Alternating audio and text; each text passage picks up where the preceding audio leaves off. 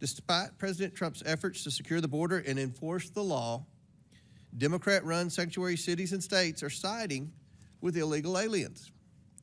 For today's Democrat Party, it seems unlimited illegal immigration isn't a failure of policy, it is the policy. And that agenda is being pushed at every level of government. And this comes at a steep cost to public safety, strains law enforcement resources, and imposes a massive financial burden on both federal and state taxpayers. That's not just bad policy, it is a serious oversight failure. Congress must confront this absurd reality. State and local officials are actively undermining federal immigration enforcement, even when it's aimed at making their own communities safer. It's time to determine what legislative action is needed to stop this subversion and restore the rule of law. It's growing more and more absurd every day. In recent weeks, we've witnessed a Democrat senator who traveled to a foreign country for a wellness check on a foreign MS-13 gang member and now indicted human smuggler that ended with a photo op and margaritas on the rocks. The fervor among Democrats who take the side of illegal alien criminals grew so strong that I even had to deny a written request from members of this very committee to go on a taxpayer-funded junket to visit with this same MS-13 gang member. Earlier this year, I launched an investigation into the radical pro-illegal immigration policies of sanctuary jurisdictions. At an Oversight Committee hearing with some of our country's worst sanctuary city mayors earlier this year, the public was able to clearly see how they care more about illegal aliens than their own citizens. They have pledged not to cooperate with federal law enforcement officials, not even to hand over criminals in their custody who were originally arrested by their own local law enforcement officials for crimes. The absurdity does not stop there. Several of those local officials pointed the finger to laws and policies that their state governments put in place. I invited these governors here today because, as the chief executives of their states, they willfully ignore federal law, shield illegal aliens, and pass the cost of free services onto their hardworking taxpayers. It's hard to figure out whose side these governors are on. They shield criminals while their own citizens pay the price. Just a few weeks ago, Minnesota Governor Walz stood at a commencement podium and smeared ICE agents as, quote, Trump modern-day Gestapo, end quote. Comparing brave law enforcement officers who risk their lives to uphold federal law to Nazi thugs is not just wrong, it's vile and disgusting. I can only hope this reckless remark was not meant to incite violence. Assaults on ICE officers are already up 400% compared to this time last year.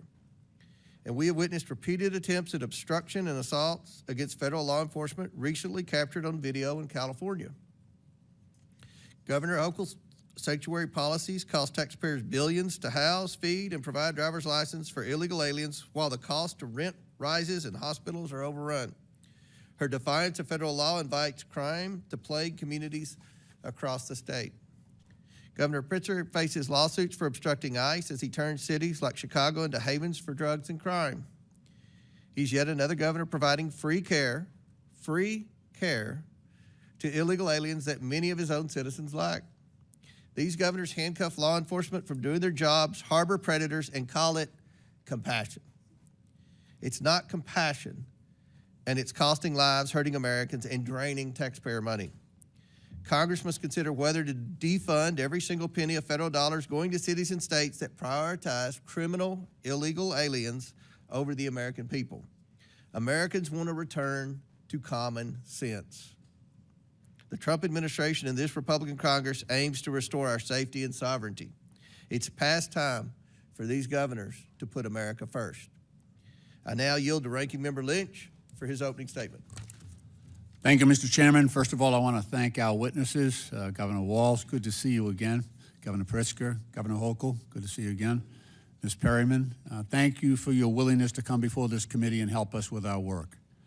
At this very moment, as we sit in this hearing and at the order of President Trump, the National Guard are on the streets of Los Angeles and active duty Marines are on their way.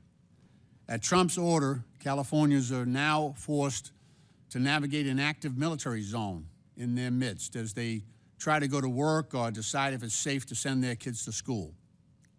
And because of Trump, No American city or state is safe as he lays this groundwork to take his militarization playbook nationwide. 2 days ago, he confirmed that he is considering invoking the Insurrection Act to expand the deployment of active duty military forces against civilians across this country, preparing for a future in which dissent is met with armed force and the machinery of war is turned inward on the American people. If unchecked, this marks not just a threat to our most sacred civil liberties, but a violent blow to American democracy itself. Last week in Los Angeles, peaceful Americans came out to protest the administration's cruel and illegal mass deportation operations in their neighborhoods. President Trump inflamed events on the grounds as an excuse to unleash the U.S. military on its own people, sending in 4,000 National Guard members without the approval of the governor.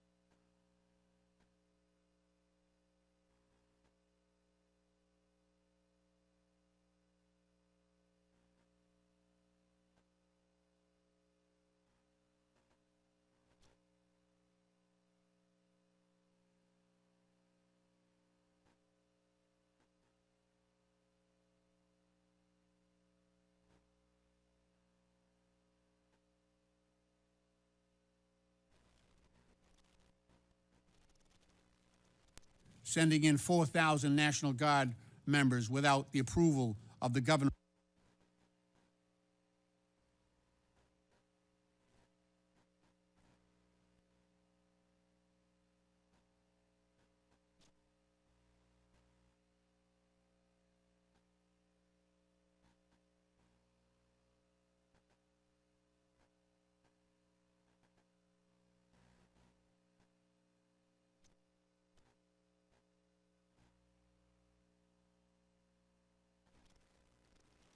Sending in 4,000 National Guard members without the approval of the governor.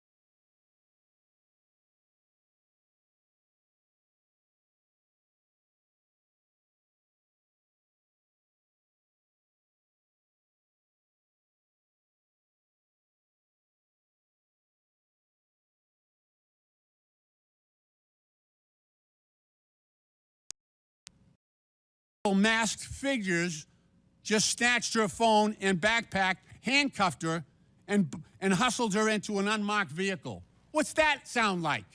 What does that sound like? The Trump administration is putting extremism, cruelty, and chaos over protecting kids and families. Trump isn't focused on getting violent criminals off our streets. He's terrorizing our communities to fulfill deportation quotas with fathers and mothers, grandparents, and kids. And he's trying to strong-arm our city and state leaders to divert their limited resources away from serious public safety threats to instead focus on peaceful, law-abiding families, just as he has diverted federal resources away from combating drug trafficking, violent crime, and terrorism to fuel his lawless mass deportation campaign. Trump isn't trying to protect us. He's trying to divide us. It's us and them. He's trying to divide us. And some people are helping him. He's pitting neighbor against neighbor. But it's not immigrant kids who are about to kick millions of Americans off their health care. It's not them. And he's doing that to pay for a tax break for billionaires.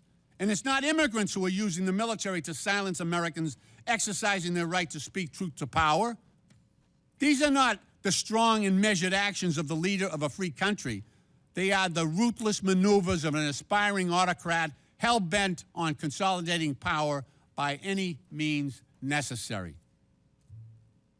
This is disgraceful. It should not happen in this country.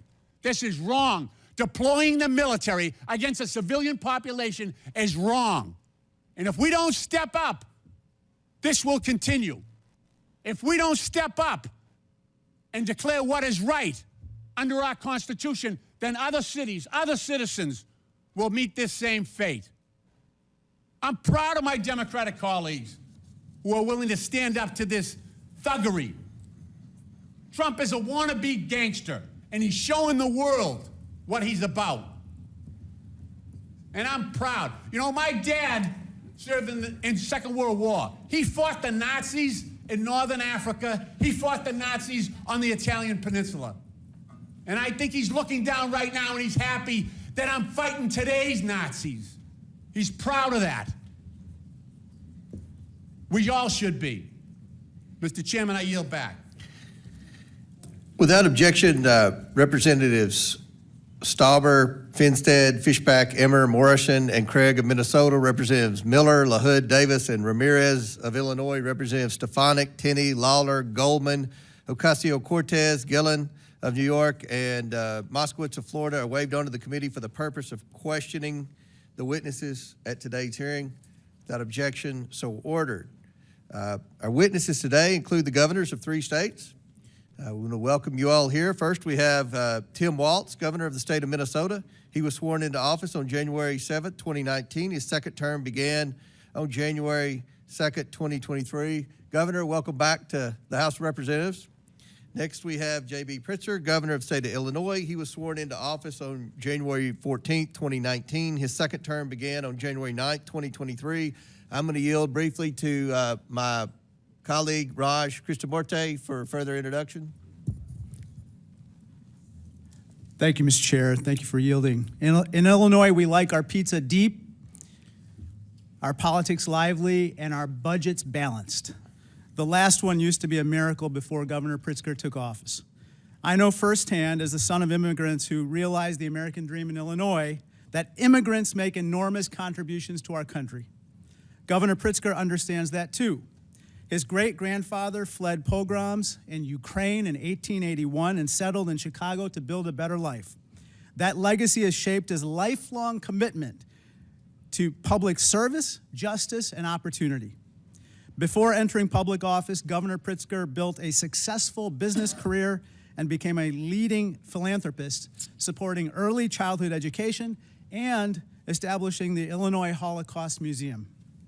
Governor Pritzker has delivered historic investments in education, workforce training, infrastructure, technology, and clean energy, all while expanding paid leave, raising the minimum wage, and defending the rights of all Illinoisans. Governor, thank you for your leadership and for joining us today. Yields back. Next, we have Kathy Hochul, Governor of the state of New York. She was sworn into office on August 24th, 2021. Welcome, Governor. And finally, we have Skye Perryman. She is the President and CEO of the Democracy Forward Foundation. Thank you all for joining us. Look forward to your discussion this afternoon. Pursuant to Committee Rule 9G, the witnesses will please raise their right hand. Please stand and raise your right hand. Do you all solemnly swear to tell the truth, the whole truth, and nothing but the truth, so help you God? Please let the record show that the witnesses answered in the affirmative. Thank you all, and you may take a seat. We appreciate you being here today and look forward to your testimony. Let me remind the witnesses that we have read your written statement and they will appear in full in the hearing record. Please limit your oral statement to 5 minutes. As a reminder, please press the button on the microphone in front of you so that it's on and the members can hear you. When you begin to speak, the light in front of you will turn green. After 4 minutes, the light will turn yellow. When the red light comes on, your 5 minutes have expired, and we would ask that you please wrap up. I now recognize Governor Walz for his opening statement. Thank you, Mr. Chairman, Ranking Member Lynch, and members of the committee. I'm proud to be here today as the governor of the great state of Minnesota. Wherever you go in this country, people tend to want the same basic things: safe neighborhoods, affordable household goods, meaningful work, good schools. That's what my administration has worked to ensure for our people, and that's what we've delivered. Under our leadership, Minnesota has been ranked the 4th best state to live in, the 2nd best state to raise a family in, and the 3rd best state for jobs. And when it comes to serious crime, Minnesota has hit its lowest level in over 3 decades, and we consistently have lower violent crime rates than the U.S. average. Now, we have a broken immigration system in this country. I think everyone in this room agrees with that. But nothing Minnesota has done to serve its own people stands in the way of the federal government managing border security and policies. While you've convened this hearing to explore the issue of so-called sanctuary states, Minnesota is not even a sanctuary state. Minnesota legislature has passed no such bill making Minnesota a sanctuary state, and I have signed no such law. Minnesota cooperates with federal authorities in a number of ways. When there's a convicted felon in our prisons, we ask about their immigration status and share that information with the Department of Homeland Security. We also cooperate with Homeland Security requests when there's a judicial warrant and when due process has been afforded by our Constitution has been served. But enforcing immigration law is not the role of local and state governments. The fact is, Congress has given federal agencies the authority to enforce immigration laws across this country. That includes Minnesota, and I support them doing so. It's the federal government's job to secure the border. That's why when I was in Congress, I visited the southern border and voted for bills that would have increased funding for Border Patrol, made it easier to hire qualified agents, and deployed advanced technologies to the border. Most importantly, I recognize that securing our border does not mean we sacrifice our constitutional values. Unfortunately, the cruel and misguided policies of this current administration fail to live up to those values. Minnesotans are angry with what they've seen happen to their neighbors. They're angry that the federal government has been snatching people up, putting them in prison, and deporting them without a shred of due process. There's been no notice, no meaningful opportunity to object, and according to the president, no way to get out of these overseas prisons once you end up there. And let's be clear, many of these are law-abiding Americans, people who have been granted asylum or promised protected status. In many cases, it seems these people were reported not based on a criminal behavior, but how they looked or what they've said and being in the wrong place at the wrong time. Even U.S. citizens, like a 4-year-old boy with cancer, sent to Mexico, away from his father, away from the medical needs, to a country he was not born in or had never been to. Americans deserve a sensible, humane, and effective immigration policy that reduces illegal immigration while protecting fundamental rights. Meanwhile, the administration continues to make life worse for hardworking Americans in a lot of other ways, trying to slash Medicaid, Social Security, Medicare, making basic household goods more expensive, and telling people they just need to do more with less. The American people deserve better. You all have the power to legislate, to investigate this administration's abuse and overreach, and protect the American people. And I have to say, I'm disappointed. At a crucial inflection point in our nation's history, Congress is choosing to spend its time trying to cast blames on states like Minnesota that have no hand in creating this crisis. While we may disagree on the best way to maintain border security and public safety, I know we should all be able to agree on a few principles. that everyone in America deserves due process and that we live in a free country where people should not be locked up for exercising their basic constitutional rights. I hope you'll join me in enforcing accountability to those fundamental ideas, and I look forward to your questions. I yield back, Mr. Chairman. I now recognize Governor Pritzker for his opening statement. Mr. Chairman, ranking member, members of the committee, good morning, and thank you for inviting me. As governor of the great state of Illinois, I have seen firsthand how states have had to shoulder the consequences of a broken immigration system. I'm proud of how we have responded by promoting public safety, treating people with dignity, supporting our economy, and respecting the rule of law.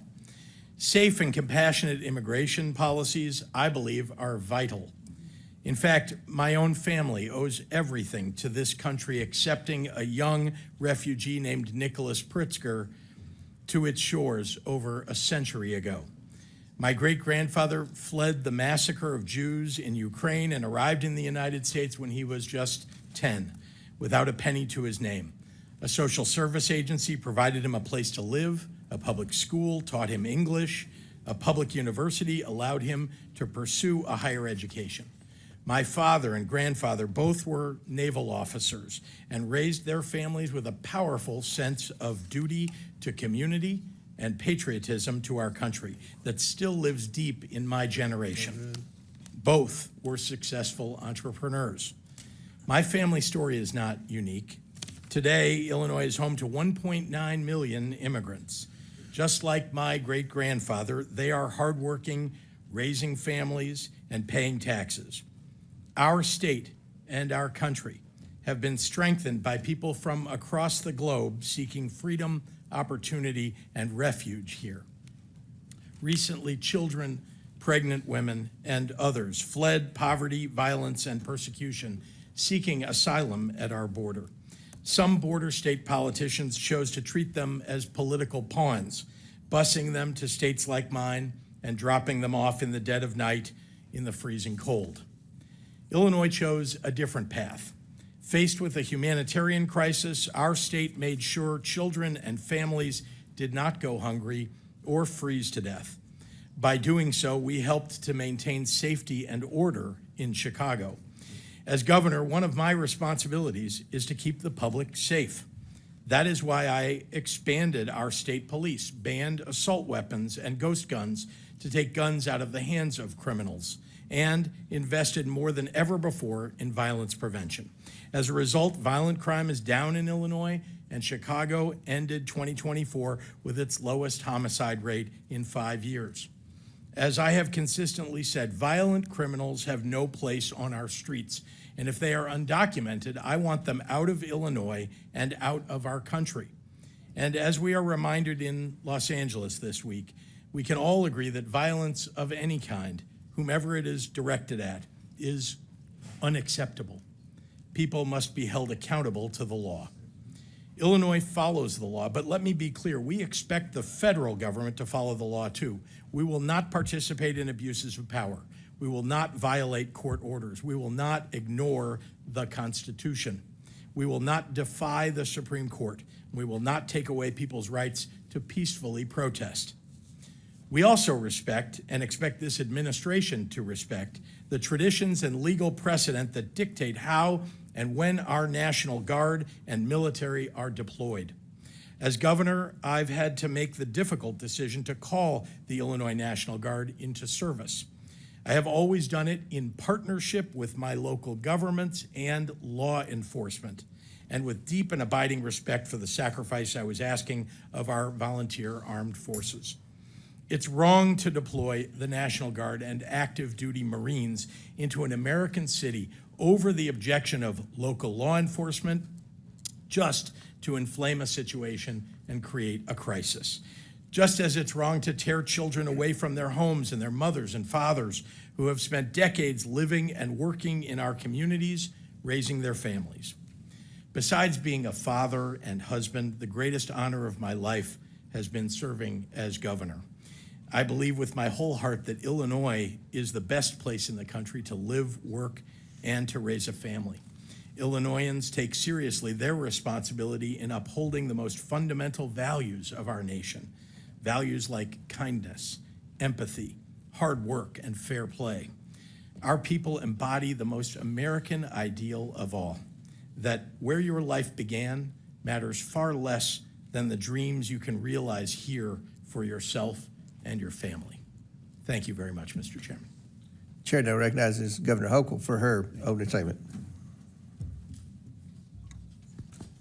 Chairman Comer, Ranking Member Lynch, and members of this committee, as we speak, an American city has been militarized over the objections of their governor.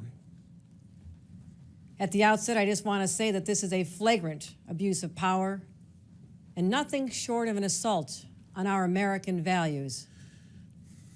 My views on immigration are simple and direct. Our nation needs secure borders. Our nation needs comprehensive immigration reform from this body. And our state laws dictate that we cooperate with ICE in criminal cases. And our values dictate that we treat all law-abiding people with dignity and respect. The America I believe in is a nation of laws and a nation of immigrants. Abandoning either threatens the very foundation on which this great country was built. You know, for 400 years, New York has prospered because of the hard work of these people, these newcomers. People like my grandfather who fled great poverty in Ireland. Grandma and Grandpa had the same American dream that the immigrants today have.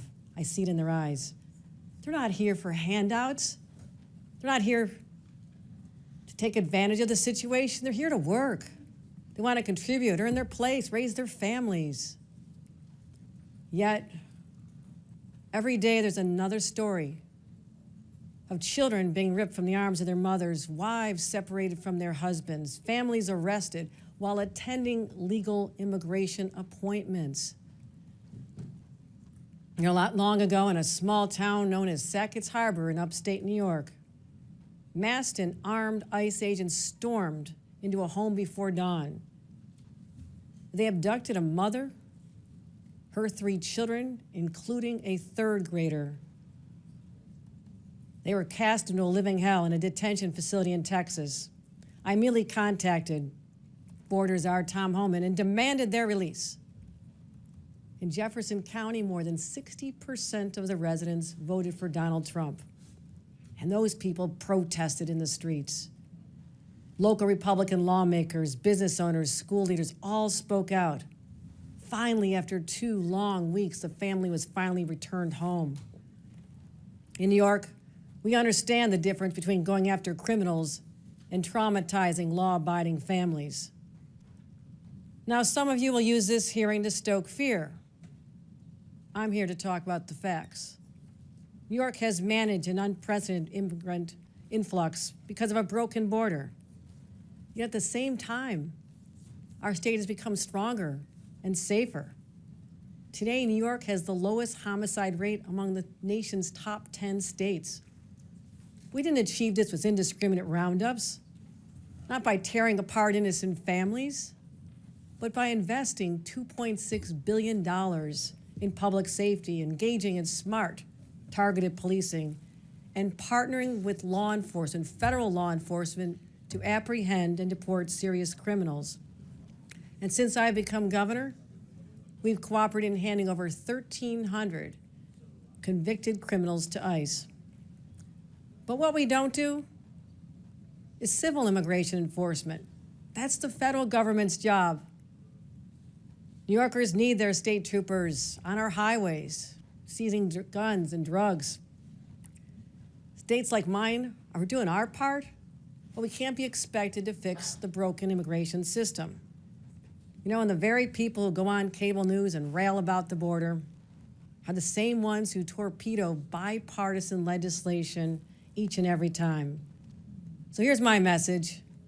If you truly care about public safety, if you truly care about the economy, if you truly care about human dignity, then sit down, negotiate, have real reform, secure the border, revive legal pathways, and let people work.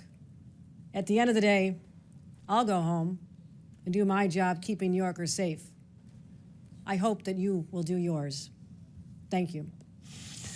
And I now recognize the Democrat witness, Ms. Perryman, for her opening statement. Thank you, Mr. Chairman and Acting Ranking Member, for having me here today. And at the outset, let me offer my sincerest condolences to all of you for the passing and your loss of your colleague, Representative Jerry Conley. I'm here today as a lawyer and as the president and CEO of Democracy Forward Foundation, which is a national nonpartisan legal organization that is committed to achieving democracy and a nation that enables all people to thrive. At Democracy Forward, we represent people and communities who make up the very fabric of our nation on a pro bono basis in federal and state courts and regulatory bodies throughout the country. I know this is a hearing focused on immigration, and so I would like to say at the outset and echo the calls for bipartisan, comprehensive immigration reform. I will also note that the rhetoric that we have heard the president and his allies use in recent days about immigrants and people in this country is inaccurate, overly politicized, and not solutions-oriented. Fundamentally, Democracy Forward Foundation's work centers on the premise that when the government does its job and delivers for people, our society is stronger. And when our government strays from that purpose, ignoring the Constitution, not achieving and respecting the fidelity of people's rights, our democracy and our people are in danger. Right now, based on the work that we are doing, I am here to say that our American people are in danger and that our democracy is in crisis. I am looking at these United States flags. We need to remember who we are. We right now have a president who has proclaimed without irony that he is a king in a nation that next year will celebrate 250 years since it threw off the reins of monarchy. Since Inauguration Day, the president and his administration have acted beyond the lawful bounds of executive authority. They have usurped the power of this Congress. They have sought to eliminate due process of law. They have ignored court orders, and they are targeting people, civil society organizations, and lawyers. These are anti-democratic actions that present an overall threat to every single American and their well-being and to our values in America. That is why at Democracy Forward Foundation, we have had to go to court to file more than 70 legal actions in federal and state courts and agencies and offices since Inauguration Day to protect the American people's rights. From stopping the president's federal funding freeze, to blocking the decimation of the Department of Education, to having to safeguard due process, to challenging DOJ and Elon Musk's attempts to access personal data on behalf of individual Americans, our team is in court every single day on behalf of people of all identities and ideologies, people in red states and blue states, people in small towns, urban areas, and rural communities. Our work at Democracy Forward demonstrates that the United States Constitution is still here, and it is here for all of us. This administration's tactics with regard to immigration enforcement that we have seen, they shock the conscience. They shock the conscience of the vast majority of the American people, including people who do not see eye to eye on how to fix our immigration problem in this country. They have led us to file and have to file litigation on behalf of religious communities to prevent ICE from entering houses of worship. We are litigating against policies that prolong the detention of individual immigrant children without their families. And of course, we are challenging the lack of due process afforded to our clients, men who were disappeared through an unlawful agreement between the government of El Salvador and the United States Department of State. All told, the courts have ruled against the current administration more than 170 times in less than 200 days because of the fast-moving harms and flagrant violations of the law and of our Constitution. And while this is a dire situation, our work demonstrates that the American people are determined to protect their rights. They are determined to use lawful and peaceful means of petitioning their government and, when necessary, of holding their government accountable. People have talked about their families, and last week was June 6th, which is, of course, the anniversary of when American troops landed on the beaches of Normandy in World War II. I, too, am the mother of a 9-year-old boy, and that 9-year-old boy's great-grandfather served in that battle, and many others throughout the European theater. But as I reflected last week, we don't need to be in Normandy to defend our democracy in June of 2025. We need to be here in these halls, doing the work in courts across the country, and in our communities. And we do need to remember the essential and historical commitment that our nation made at the end of that war to advance democracy and to ensure that we never turn our backs on people who are fleeing persecution. I so appreciate you inviting me here today to participate in this hearing, and it is with a sincere hope that we can come together that I offer my testimony and comments. All right, opening statements have concluded. We're now going to begin the questioning portion of today's testimony. And I'm going to begin with Governor Walz. Governor Walz, I thought that maybe your statement referencing ICE as Gestapo was an outlier statement, but now that Mr. Lynch has endorsed it, it appears that it could be some type of Democrat talking point. Governor, do you and other Democrat politicians understand why referencing ICE as Gestapo is offensive? I'm going to explain.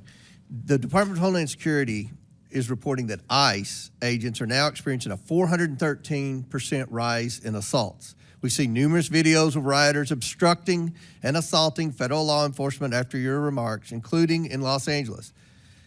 So, Governor, do you think that comments like that and rhetoric like that put ICE officers and other law enforcement in greater danger?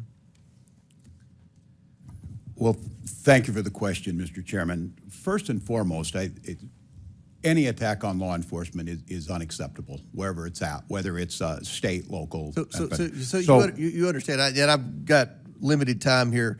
I want to highlight for the governors that real-world impact of the policies that you all continue to defend, even in your opening statements, have on American families. Earlier this year in Governor Pritzker's Illinois, a previously deported illegal alien who had re-entered the country was allegedly drunk driving near the University of Illinois when he struck a car sitting at a red light and then fled the scene. The crash killed 2 young women, including Katie Abraham, whose father and stepmother are here today. And this is her poster. Katie had her whole life ahead of her, cut off in an instant. Governor Pritzker, this illegal alien should never have been here. He didn't just flee the scene. He fled the state and was apprehended by federal marshals in Texas using a false name. He now faces criminal charges for reckless homicide, leaving the scene of an accident resulting in death, and driving under the influence resulting in death. And he faces a federal indictment for having a fraudulent permanent resident card, a fraudulent Social Security card, and a fraudulent use of passport. Governor Pritzker, do you agree that this illegal alien who killed Katie should never have been in the United States in the first place? Thank you, Mr. Chairman. First, let me express my condolences to the family, and those are terrible circumstances. Let me also say that anyone who commits a crime in the state of Illinois— I understand, Governor. Should that criminal have been here in the first place? Did he have a right to be in this country illegally?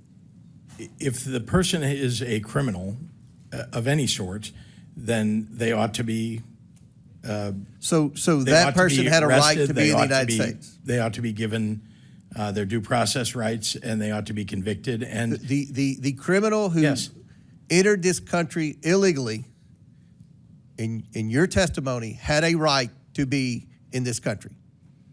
No, I'm suggesting to you that when and I have responsibility for the state of Illinois, I can tell you that it's the responsibility of the federal government to manage immigration in this country. And if you're suggesting that the federal government didn't do its job, that is up to you. Let me ask you this, Governor. I can tell you that in the state of Illinois— do you believe that President Biden did his job in securing the border? I was critical of things that President Biden did. I think I've been very public about that. I wrote a letter to the president telling him that. Okay, thank you. Now back to Governor Walz. You were obviously selected by Vice President Harris to be a running mate in 2024. I'm curious, did you ever ask Vice President Harris about former President Biden's and then President Biden's cognitive decline?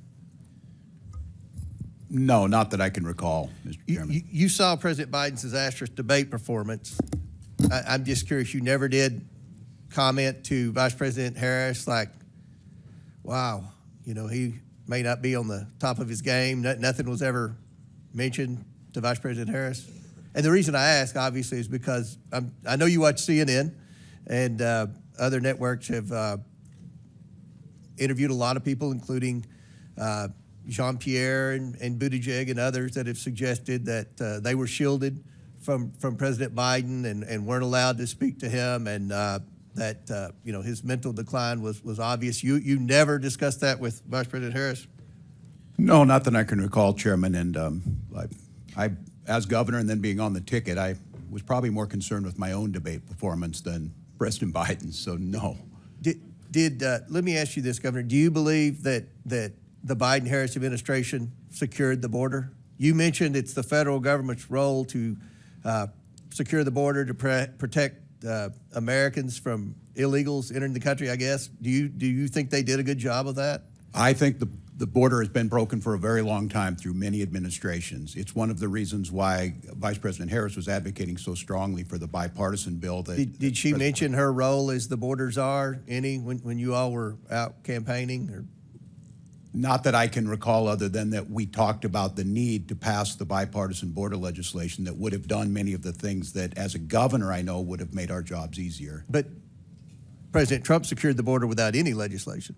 I mean, that was kind of a myth that was in the media and a Democrat talking point, that we needed legislation to secure the border. The border's secure. Everything's fixed? That's step one. Step two is to deport the criminal illegals, and that's where we're facing obstruction in your all state. So I'm sure there are a lot more questions that will pertain to that. My time's expired. I now recognize Ranking Member Lynch for his questions. Thank you, Mr. Chairman. It's worth saying again that Democrats oppose violence and lawlessness in all its forms. I do want to point out that the vast majority of protesters have been peaceful.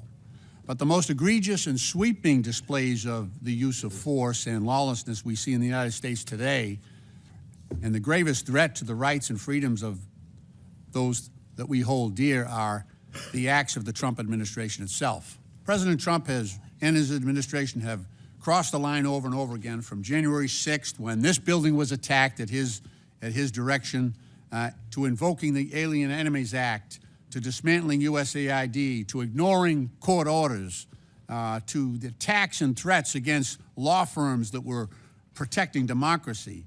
As in the 5 months since Trump took office and put the for sale sign over the White House, he's earned $2.9 billion on his crypto scam. I mean, to call this unprecedented, that word has lost all its meaning. He keeps making history, but the wrong kind. Just the act of sending the National Guard and troops and active duty Marines to L.A. was already an overreach. Supposedly, now we hear reports that those soldiers and Marines were sent to quell protests, but now are detaining civilians and are being trained to perform immigration enforcement functions. Ms. Perryman, what else could go wrong with the National Guard and Marines deployed in L.A.? What are the risks to the Americans who live, work, and exercise their right to freedom and to free speech there?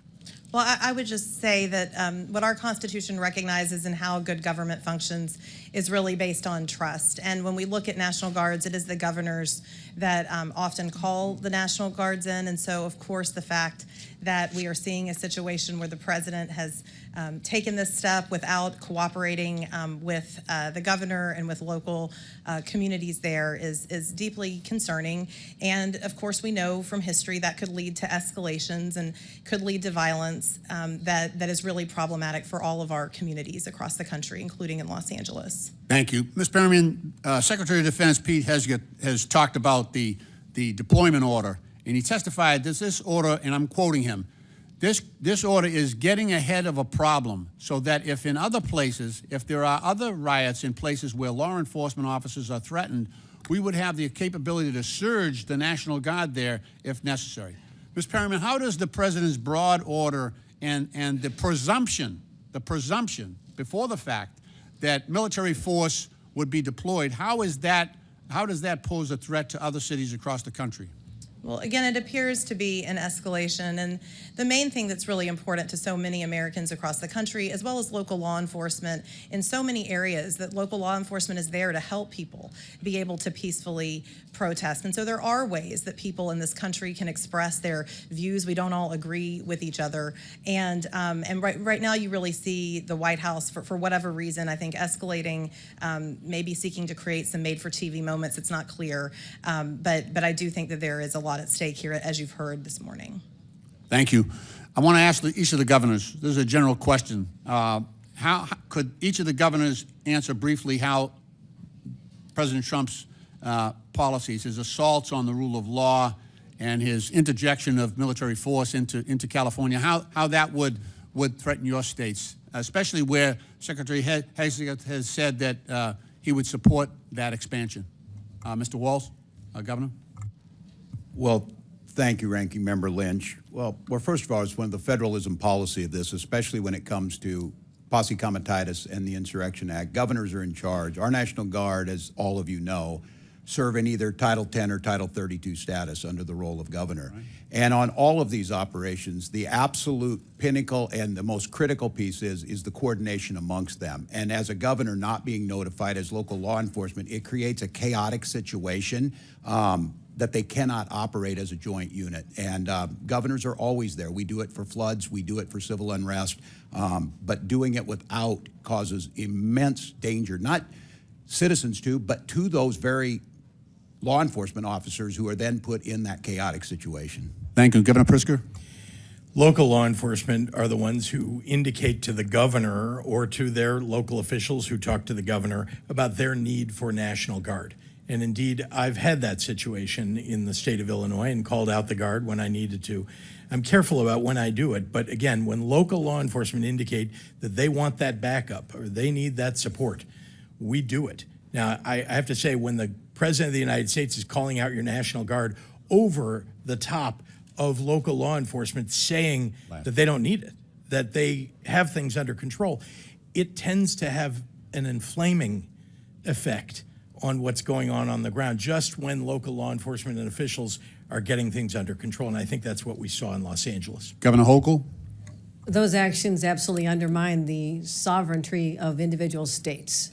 States' governors are the commanders in chief of the National Guard. They know what to do. As you've heard from my colleagues, we have deployed them in a number of occasions. But undermining confidence in local law enforcement, you're basically saying that there's not a belief that the highly trained individuals of our municipal police departments, like Los Angeles and the city of New York, for example, can handle their jobs. I have more confidence in our law enforcement than perhaps the president does, and we ought to step back and say this is an overreach of epic proportions. Thank you. Chair recognizes. Thank you for your courtesy on the time. Appreciate that. Thank you. Chair recognizes Ms. Stefanik from New York. Thank you. Governor Hochul, on your first day in office, you signed Executive Order 1. Is that correct? I believe it is. And you extended this executive order not once, not twice, but 3 times, most recently January 16th of this year. Is that correct? If that's what your facts show, I signed countless executive orders. I would assume you'd know it's Executive Order 1. And this is a continuation of your predecessor's sanctuary state policies, correct? Is included in that.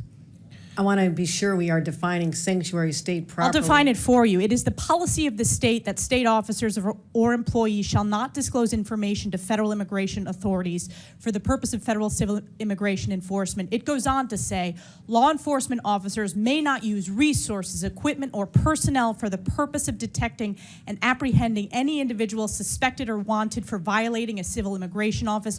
Law enforcement officers have no authority in the state of New York to take any policy action solely because the person is an undocumented alien. That's a quote in your executive orders that you extended. Now, do you know who Sakir Akan is? I want to get back to the first part. No, I'm asking a question. Do you know who Sakir Akan is? I want to make sure you understand that this simply says that we will cooperate with ICE. No, it does not say that. I read what it says, and let me talk to you about the results. Do you know who Sakir Akan is? You should, as the governor of New York State. Do you know? Refresh my recollection. He was an illegal migrant in New York. And do you know what crime he committed in addition to being here illegally? No, I do not. You do not. This was widely reported. He found a 15-year-old girl, threatened her with a metal pole, told her to get into the back seat of his car. He took her clothes off, and he violently raped her in Albany, New York. Do you know who Sebastian Zepeda Khalil is? I'm sure you'll tell me there's many cases, whether they're These are here- high-profile cases. Yes. New Yorkers know about them, and you don't. So let's talk about Sebastian Zepeda Khalil. Do you know who that is? I don't have the specific details at my disposal, no. Well, this is an illegal migrant in New York because of your sanctuary state policies. Do you know what crime he committed? I'm not familiar at this moment. I bet you're going to be familiar when I remind you. He found a sleeping woman on the subway, lit her on fire, and burned her alive. This is in Kathy Hochul's New York. And as I'm sure you are aware, and I'll remind you, that ICE issued an order to detain this violent criminal, but that was rejected by New York officials due to sanctuary state laws. Now, do you know who Raymond Rojas Basilio is? I just want to say this. These crimes are horrific. Because of condemn your them, and I your would sanctuary say state policies. In all of these cases, we would work with ICE to remove You did them. not in this case. They are They walking need our on the assistance. streets because of your policies and your executive order that you signed 3 times. Now, Raymond Rojas Basilio, do you know who that is? I'm telling you this. I will You don't explain know you who the it is. policies of New York. We cooperate with, I know you're just You do trying not. to. You do not. Specifically, Miss- ICE was told not to detain this individual, and he burned a woman alive on the New York subways in Kathy Hochul's New York. So I will keep on going. What about Raymond Rojas Basilio? Do you know who that is? I'm going to tell you our overall policy, which will address all this. I'll tell We you do who not- that is. He is an illegal who molested an 11-year-old in our state because, again, of your sanctuary state policies. This illegal was shielded from federal immigration enforcement and able to commit this heinous crime. And what about Wilson Castillo Diaz? Do you know who that I am is? telling you this. We do cooperate fully with ICE in criminal prosecution. Our sanctuary You're not advocating for regulations these victims. only deal This with is a civil 5-year-old who enforcement. was raped Civil on Long enforcement. Island in Nassau County. You are not advocating on behalf of these victims. You are shielding illegals. Even in your opening statement, That is you not true. prioritize putting illegals first. That is not Rapes true. of young girls, beatings of NYPD cops by illegals who are here under Kathy Hochul's failed policies, burning New Yorkers alive. This is Kathy Hochul's New York. It's one of the many reasons why you're hemorrhaging support from hardworking New York These are families. horrific crimes, and they're They're heartbreaking. horrific crimes that are committed on your watch. You signed this executive order on your first day in office. You signed it again and again this January. We deserve a governor who stands up for law-abiding New Yorkers, doesn't put illegals first, but actually puts New Yorkers first. I appreciate Rather than the going chairman's- after the viral moment, I suggest you No, look no, no. at the facts. I'm standing up for New Yorkers. No. Rather than addressing the illegals in New York, you are prioritizing your far-left sanctuary state policies, which you put in place with executive orders. Instead of We advocating for cooperate victims, in all a those 5-year-old cases. who We was raped, cooperate with ICE. you did not. They were released We because cooperate of with sanctuary ICE. state We policies in New cooperate York with State. law No enforcement. amount of words is going to clean up your failed record and these horrific crimes committed in sanctuary state that you created. And with that, I Your yield back. representation, the facts, Gentlelady absolutely false. yields back. Absolutely Chair false. recognizes Ms. Norton from Washington, D.C. Thank you, Mr. Chairman. Let's be real. Since the start of the Trump administration, each day has been more nightmarish than the last. But in the past few days and weeks, we have seen a significant escalation of Trump's mass deportation agenda. On May 29th, a 9-year-old child and his father were reportedly detained in Torrance, California, and separated from one another by ICE. A 4th grader ripped from the only community he knows and from the arms of his father. We have kids who are afraid to go to school, afraid that ICE will grab them, and their families from school grounds, and afraid their parents will not be there when they get home. Schools are supposed to be safe havens for our children that foster learning and growth. Instead, the Trump administration is deliberately weaponizing them, terrorizing children and families with its immigration policies and threatening more than 600,000 students, kids with detention and removal. President Trump has called for an end to birthright citizenship, a constitutional right recognized since the end of slavery. He has cut federal contracts that give 2-year-olds representation in immigration court. He has ripped the children who are immigrants and United States citizen from schools, their friends, their neighborhoods, and their homes. There is no other way to spin this. President Trump is waging a cruel and deliberate war against children. Ms. Perriman, do all children residing in the United States have a constitutional right to attend public schools regardless of immigration status? They do.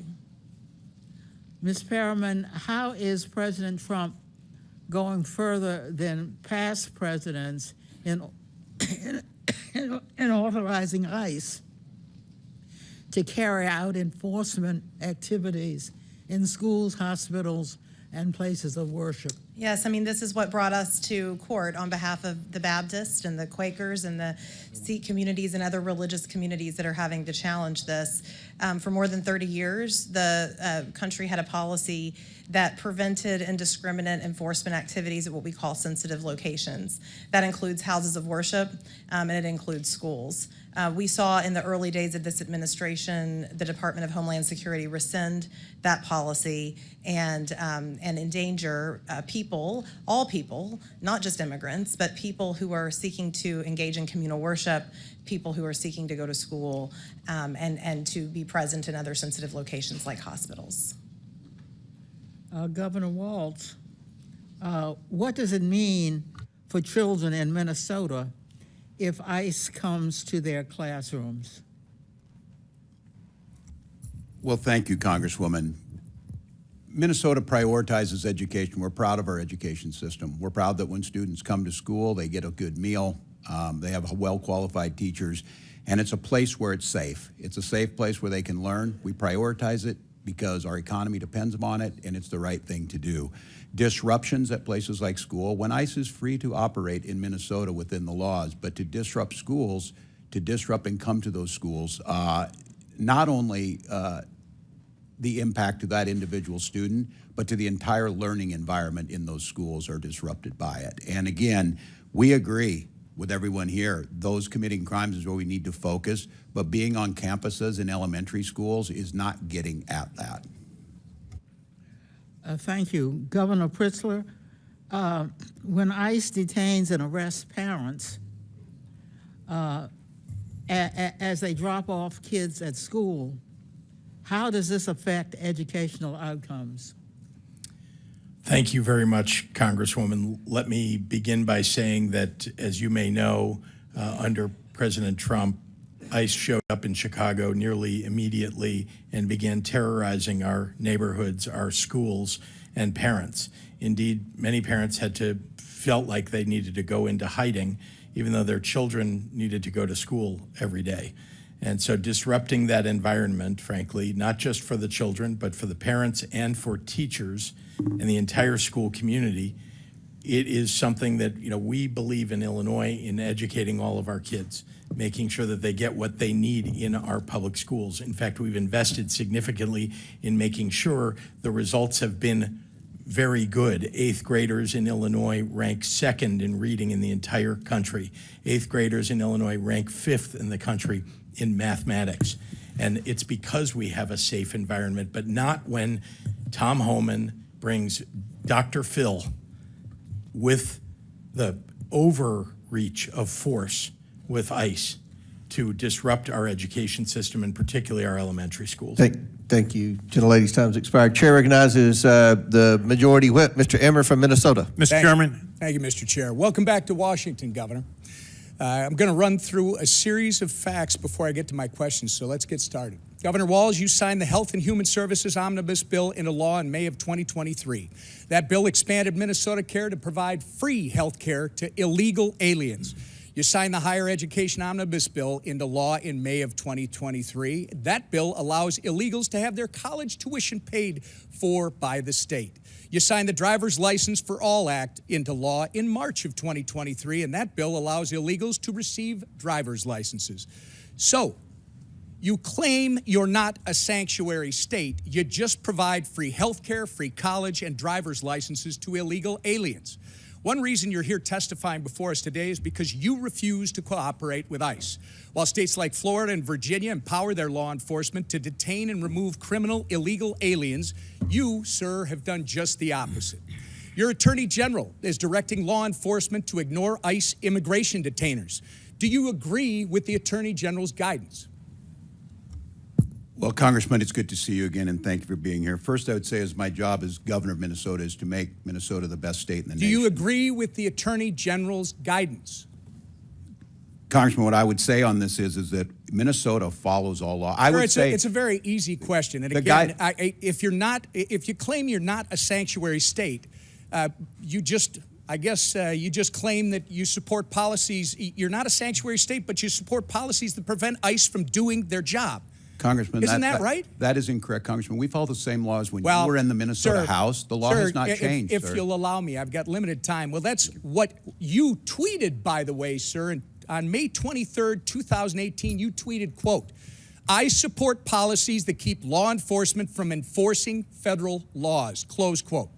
On May 17th, just this spring, at the University of Minnesota Law School's commencement ceremony, you said, quote, "Donald Trump's modern-day Gestapo is scooping folks up off the streets." When you said the words modern-day Gestapo, you were referring to ICE agents. Gestapo, by the way, sir, was the official secret police of Hitler's Nazi Germany. So you're calling ICE agents modern-day Nazis.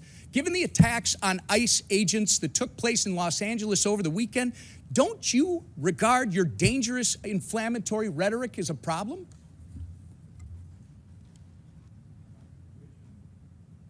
The questions do you want me to answer first? So, sir, it saddens me that you refuse to express regret from comparing ICE to Nazis. ICE agents are brave Americans who get up every morning, leave their families, and put their lives in harm's way to protect our country, sir. You, at the very least, owe an apology to these dedicated public servants. I will say, sir, inflammatory rhetoric such as yours and the other governors on this panel is responsible for putting a target on the back of every ICE agent who is risking their life to protect our communities. Minnesota is all too familiar, by the way, with the chaos that ensues when you refuse to work with law enforcement to enforce the law.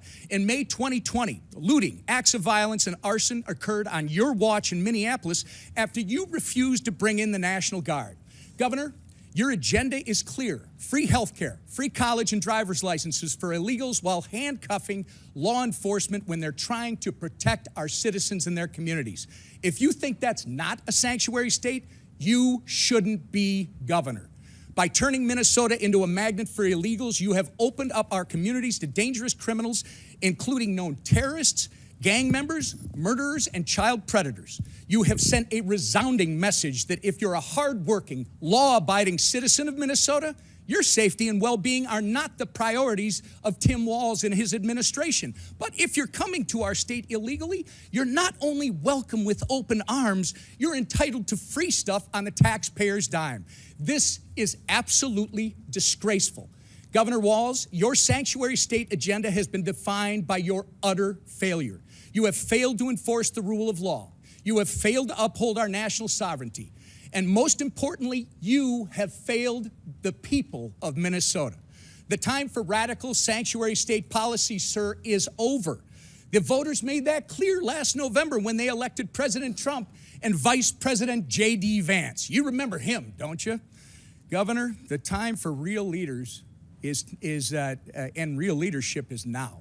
And with that, sir, actually, Mr. Chairman, I ask unanimous consent to introduce into the record the governor's tweet that I referenced from May 23rd, 2018, which makes it clear his hatred for federal law enforcement. Thank you. Without objection, so ordered. Mr. Chairman? Yes. Mr. Chair Chairman, recognizes Mr. Mfume. Mr. Chairman, thank you very much. I have a unanimous consent request, and I'd like to present both of those to you at the same time. Proceed. Okay. I ask unanimous consent that we enter into the record an article from The Hill of the 8th day of June. Latinos for Trump co-founder blast inhumane immigration arrest. Without objection to order. Thank you, sir. And the second one is from The Independent of May the 28th.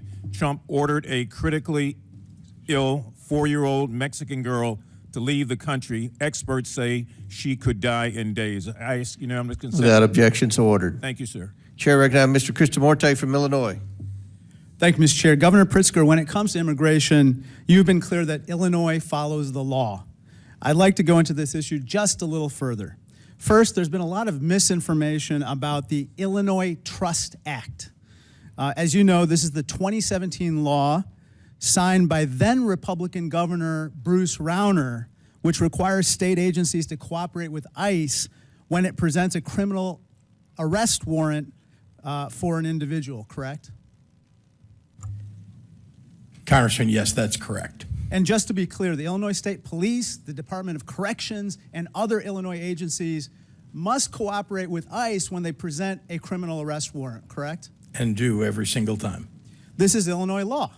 Yes, Donald Trump may not like state law, as we're seeing in California, but what Donald Trump likes is irrelevant. The law is the law. The Wall Street Journal reports that ICE's recent raids in California, including at a Home Depot in the LA area, were organized because the administration was falling way short of its cruel goal of deporting thousands of people per day. Politico said this is, quote, the standoff that Trump wanted. There's another reason why Trump has provoked the current situation in California. He doesn't want to talk about what he calls the big, beautiful bill and what I call the large, lousy law. So let's talk about what Trump doesn't want to discuss. What Trump doesn't want to discuss is that his large, lousy law cuts $625 billion in Medicaid, a program that insures millions of Americans. Governor Walz, in a press release on Medicaid cuts, you said, quote, the victims of these cuts will be families, children, veterans, rural Americans, and pregnant moms. That's what you said, right? That's correct, Congressman. And Governor Hochul, in a recent op-ed, you wrote, even if you don't rely on Medicaid, these cuts affect you. Because when millions lose coverage, hospitals and other vital healthcare institutions lose funding. And that strains the entire system. That's what you wrote, right? That is correct, sir. Governor Pritzker, cuts in the large, lousy law are going to leave upwards of 700,000 Illinoisans without health insurance. Isn't that correct? Yes, people will die. Trump's large, lousy law adds trillions to the national debt as well, which could force $500 billion in automatic cuts to Medicare, in addition to the cuts in Medicaid that we just referred to. And of course, Medicare is a program that every senior relies on. Let me turn to my final topic. Governor Pritzker, President Trump has called Illinois, quote, a poorly run state. But the truth, of course, is the opposite. Governor, Illinois has had 7 consecutive balanced budgets, right? That's correct, Congressman. And our credit rating has been raised 9 times in the last 6 years, correct? After 21 downgrades under Republican and others. And it now stands at an A rating, right? It does. In contrast, under President Trump, every credit agency has downgraded America's credit rating below the top level, the first time in history that's happened. Isn't that right? That's correct. Trump and others claim the federal government props up Illinois. But in reality, we're one of 13 states in the country that actually give more tax revenue to Washington, D.C. than we receive in return. Now, let me turn to some of the reasons why Illinois is a donor state and not a taker state. Illinois has a $1.1 trillion economy. We produce the most soybeans in America, and we're the #2 producer of corn, right? That is correct. We're the #2 manufacturing state in the country. We are. And we're the #2 destination for corporate expansions and relocations, right? And Chicago is #1. Thanks to you, we have the world's first quantum and microelectronics park, correct? That's right. And we're ranked top in the Midwest for workforce development, correct? Yes, we are. And startups. That's right. Illinois is the heart and soul of America, Governor. It's where the cell phone was invented, was home to the first McDonald's, and was the home of amazing leaders, Lincoln, Reagan, Obama, Grant, even Superman, and yes, the Pope. And here's a picture of the Pope wearing a Chicago White Sox cap. The next Pope's going to be a Cubs fan. There you go. Illinois has terrific jobs, people, and pizza. Some may even say that God is on our side, Governor. I'm proud to be from Peoria. I'll always stand up for Illinois, loud and proud. I yield back. Chair now recognizes Mr. Jordan from Ohio. Thank you, Mr. Chairman. Governor Hochul, third paragraph, second sentence in your written testimony, you said New York State cooperates with U.S. Immigration Customs Enforcement in criminal cases. Governor, who's Jesus Romero Hernandez? Thank you. I want to reaffirm that we do cooperate in cases where... That wasn't a question. I just read your statement. I can read your statement. Who is Jesus Romero Hernandez?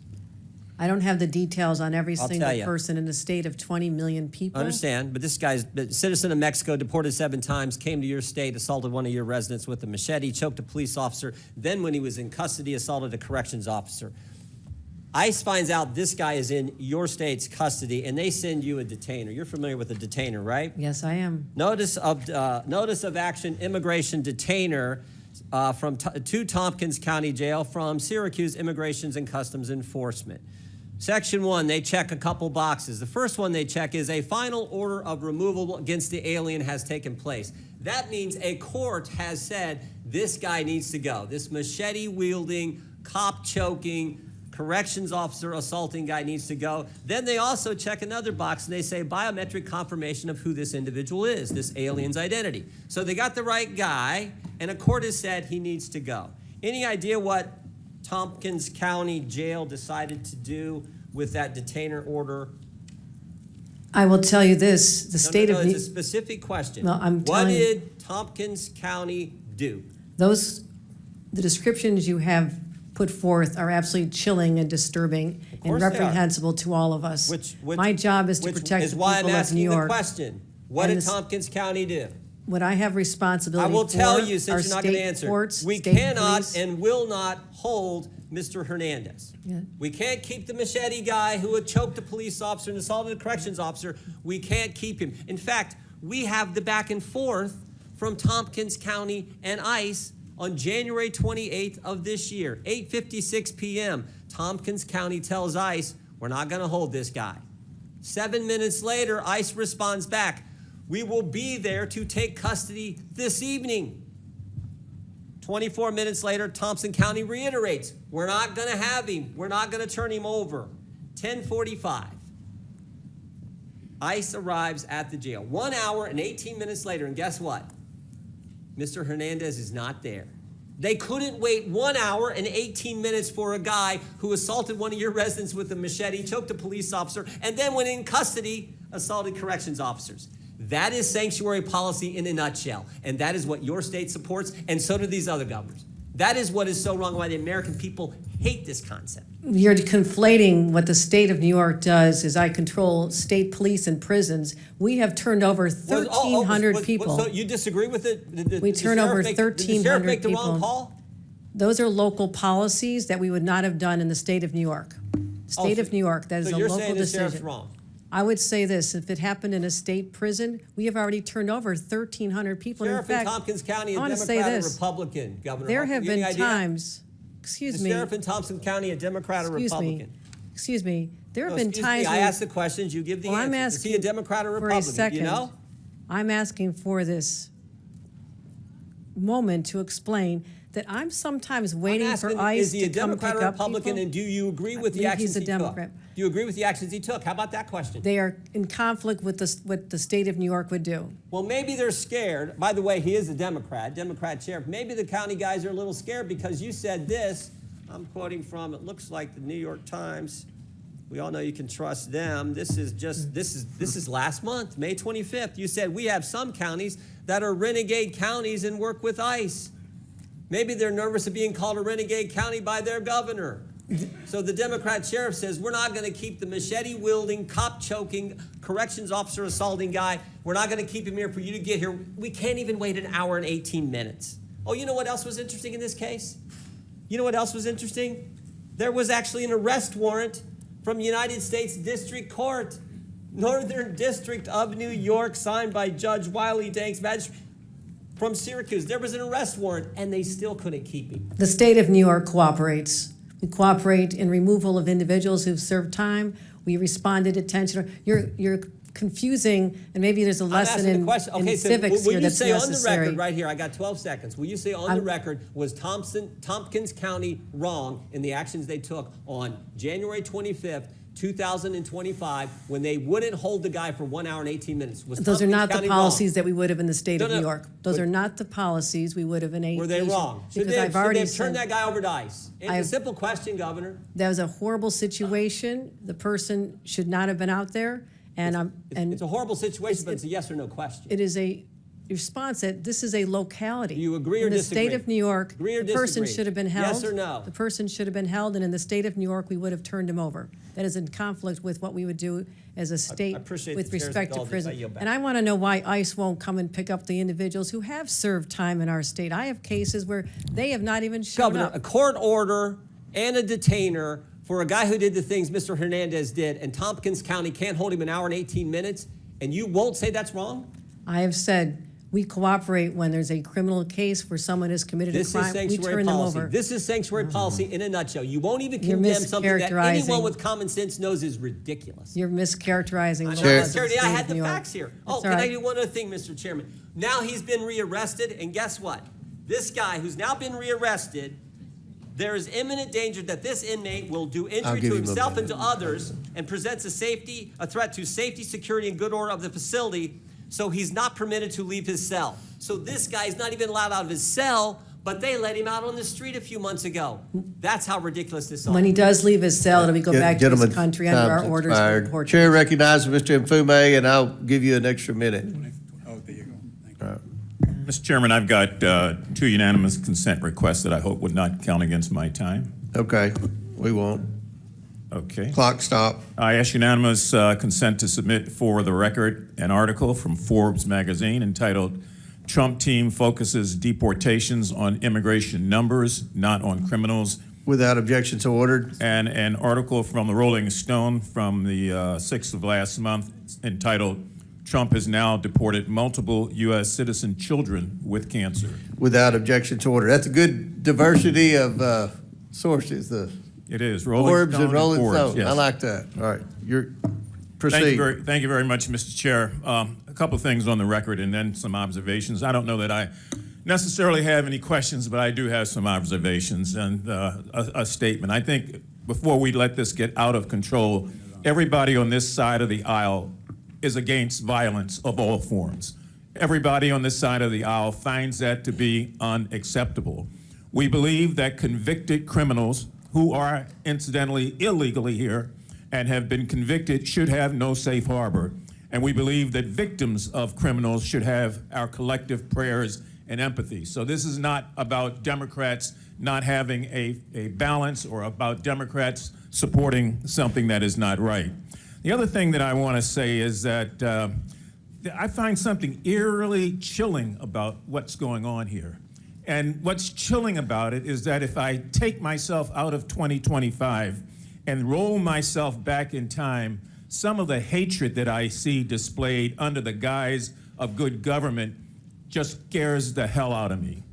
We're not that far away from situations that existed where things like this affected other groups. And I'm not talking about anybody that's a convicted illegal criminal. I'm talking about innocent Americans who live in our neighborhoods, who do the work that we won't do, who abide by the laws, who play by the rules, who love their new country and who cherish their faith.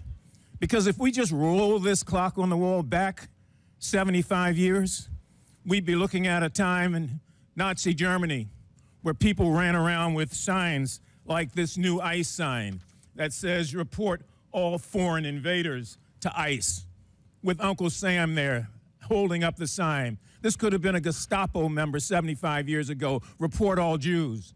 100 years before that, it could be a plantation owner that said, report all Negroes and all coloreds and all those who are from Africa, because they are disrupting our country. So let's not get it twisted here. We in this country are not pure and pristine. We had runaway slave laws to kick the people who ran away from slavery. We had 50 years of black codes where you got fines and you got rewards and you got all sorts of things if you did or did not do something to report black people. After 150 years of slavery and 100 years of segregation and 100 years of Jim Crow after that, you could be arrested for anything in this country not that long ago. I remember when the National Guard was deployed in 1968, and I walked out of my house facing fixed bayonets with men in uniform, not knowing what the hell they were there for, but obeying the chief executive officer of this country. And I know what it's like to face a bayonet and to face a National Guardsman. And I've seen the tension that it brought about and how that group of demonstrations across this country continue to go for days and days and days. And so don't give me something about, there's something about these people because they're immigrants. No, there's something about them because they're people, and like all groups, they've got bad people in them. I could have been arrested 75 years ago for walking into a restaurant, for drinking out of a water fountain, for being accused of looking at a white woman like Emmett Till did in 1955, and he was burned and lynched in this country. When future generations peer through the telescope of time, I hope that they look at us and realize that there are some who chose not to shirk their responsibility, not to run away from the reality and to face it head on. You know, not too long ago, I went to visit a proud lady who this year will celebrate her 149th anniversary. And she stands today, even as we sit in this hour. In her left hand is a great torch. And in her right hand, guess what? She clings the Declaration of Independence close to her breast. And on her head is a crown of spikes. And on her feet, broken shackles, symbolizing freedom from tyranny, the tyranny that so many immigrants faced before coming to this country.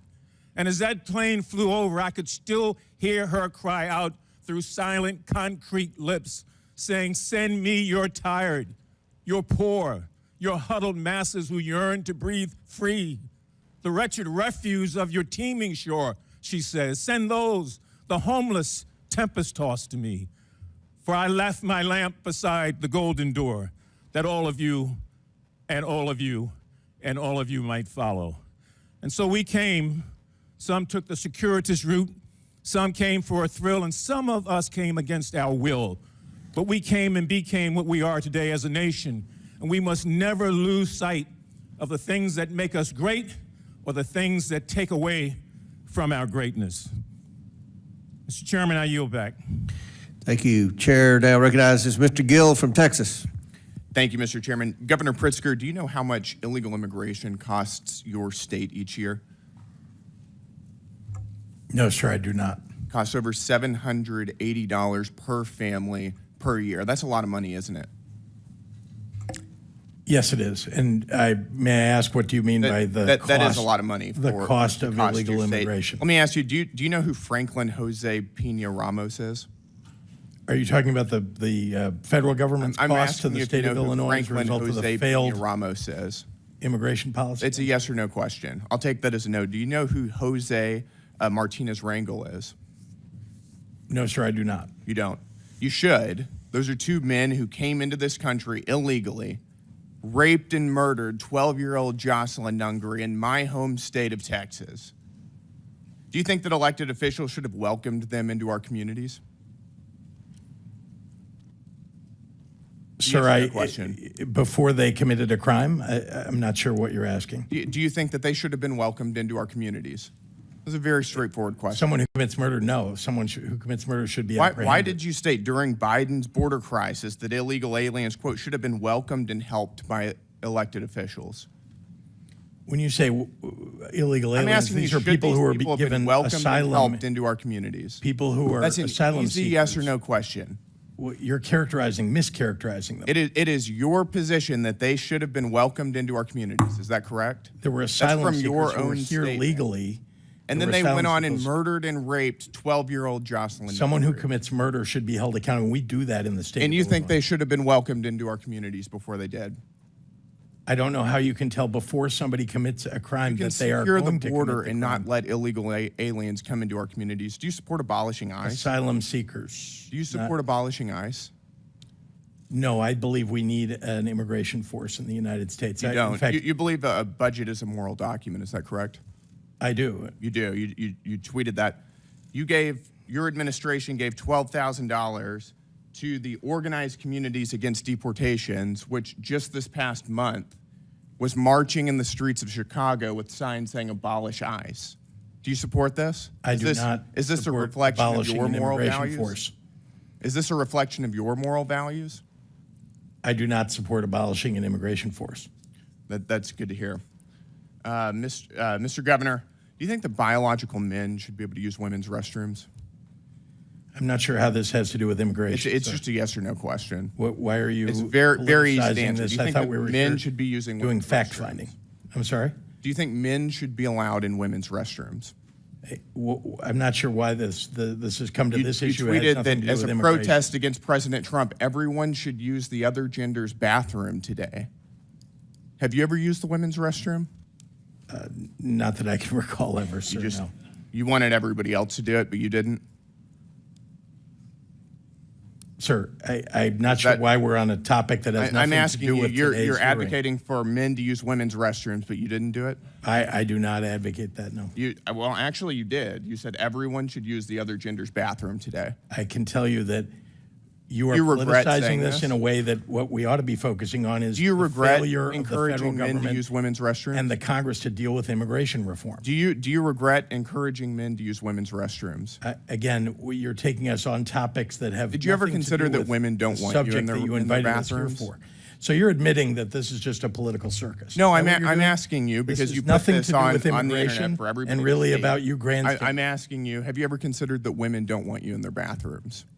That's a private space that they don't want you or any other man in. Congressman, let's talk about You your can't say that failure to normal vote people can for say that Medicaid. they In don't- fact, you want to that take they don't Medicaid think away. men should be in and women's SNAP restrooms. and That's a veteran very services. straightforward question. You apparently want people And you're to die encouraging men to in the use United women's States restrooms because you where there want to could be take healthcare underage away. girls.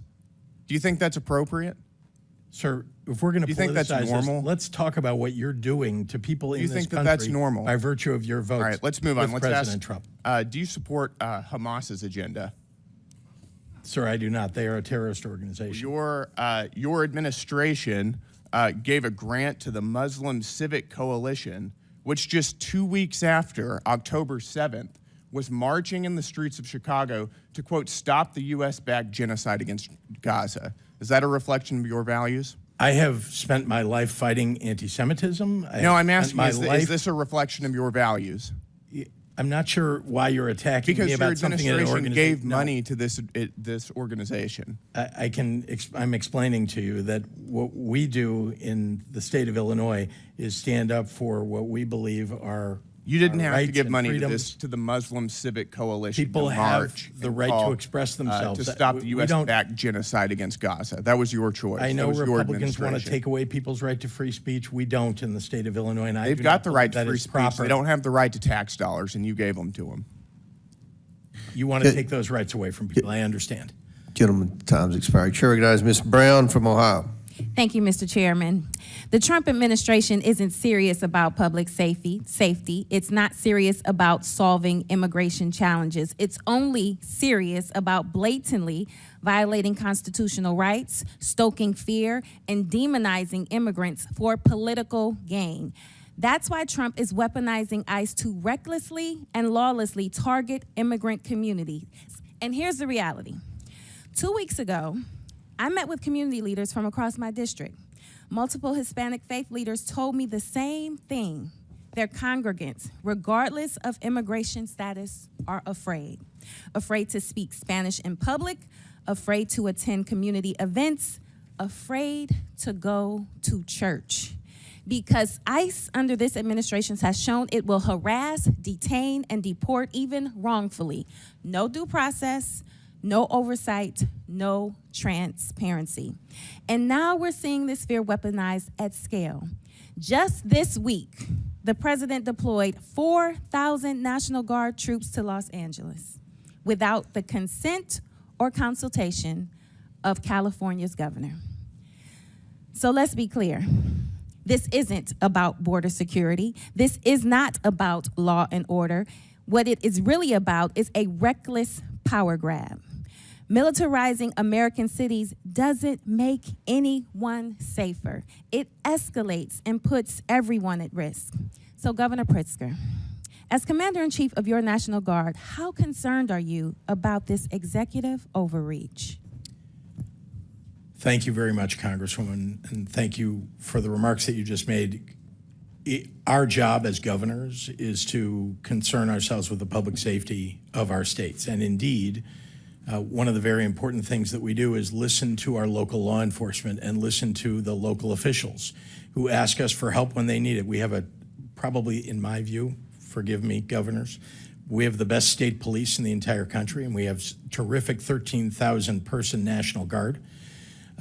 We go to our state police for support, and then, if necessary, we will ask the National Guard to step in. And again, only when local law enforcement and our local officials ask us for that help. When the President of the United States goes in over the top to grab our National Guard for domestic security, for domestic, when there is not, as he said in a memo falsely, a rebellion, that is taking away the rights and obligations of a governor. And it ought to be done in consultation with governors. In fact, the more local you get, the more accurate, I believe, the information is about what's happening on the ground. That's why I speak with local leaders of law enforcement, CPD in Chicago or others, before we take any action with National Guard. The President of the United States fails. Why? Because he wants mayhem in the streets. Why did he call in Marines? And that's the point. This administration says it's targeting violent criminals, but that's not what's happening. They're going after parents dropping off their kids, workers showing up to their jobs, and asylum seekers navigating the legal system. And let me say this plainly. If you commit a violent crime in this country, you should be prosecuted. If you came here to do harm, this country is not your home.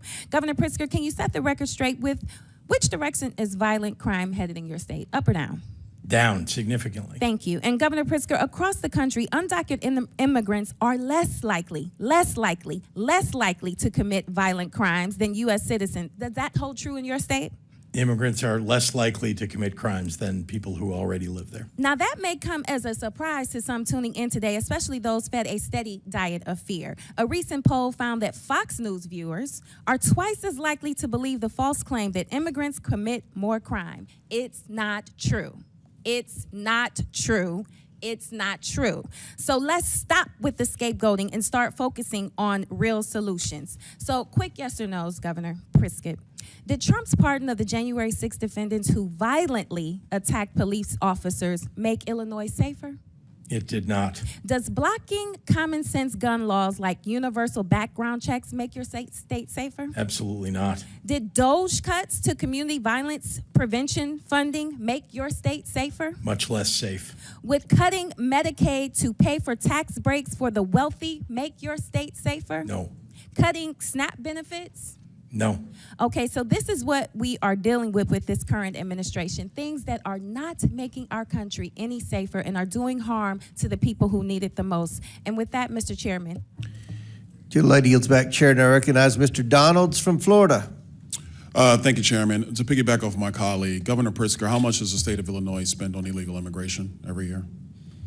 Again, illegal immigration, that's a federal responsibility. They could tell how much is wasted as a result of their failures. Governor, don't you keep track of how many people are on your Medicaid rolls, how many people who are illegal immigrants in the state of Illinois who are getting actually benefits in your state? Doesn't your government keep track of that?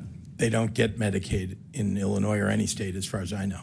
Governor Pritzker, You do not keep track of any public service dollars in the state of Illinois that goes to illegal immigrants or goes to people in your state who are not legal residents of the United States and of the state of Illinois. You don't keep track of that. We absolutely keep track of our budget, and we're very closely, and in fact, it's been balanced for 7 years in a row, unlike the Republican before me, yeah. You know, it's interesting. I noticed that in the state of Illinois, you guys don't really keep track of your money, because I asked your mayor in Chicago similar question about a month ago, and he didn't have an answer.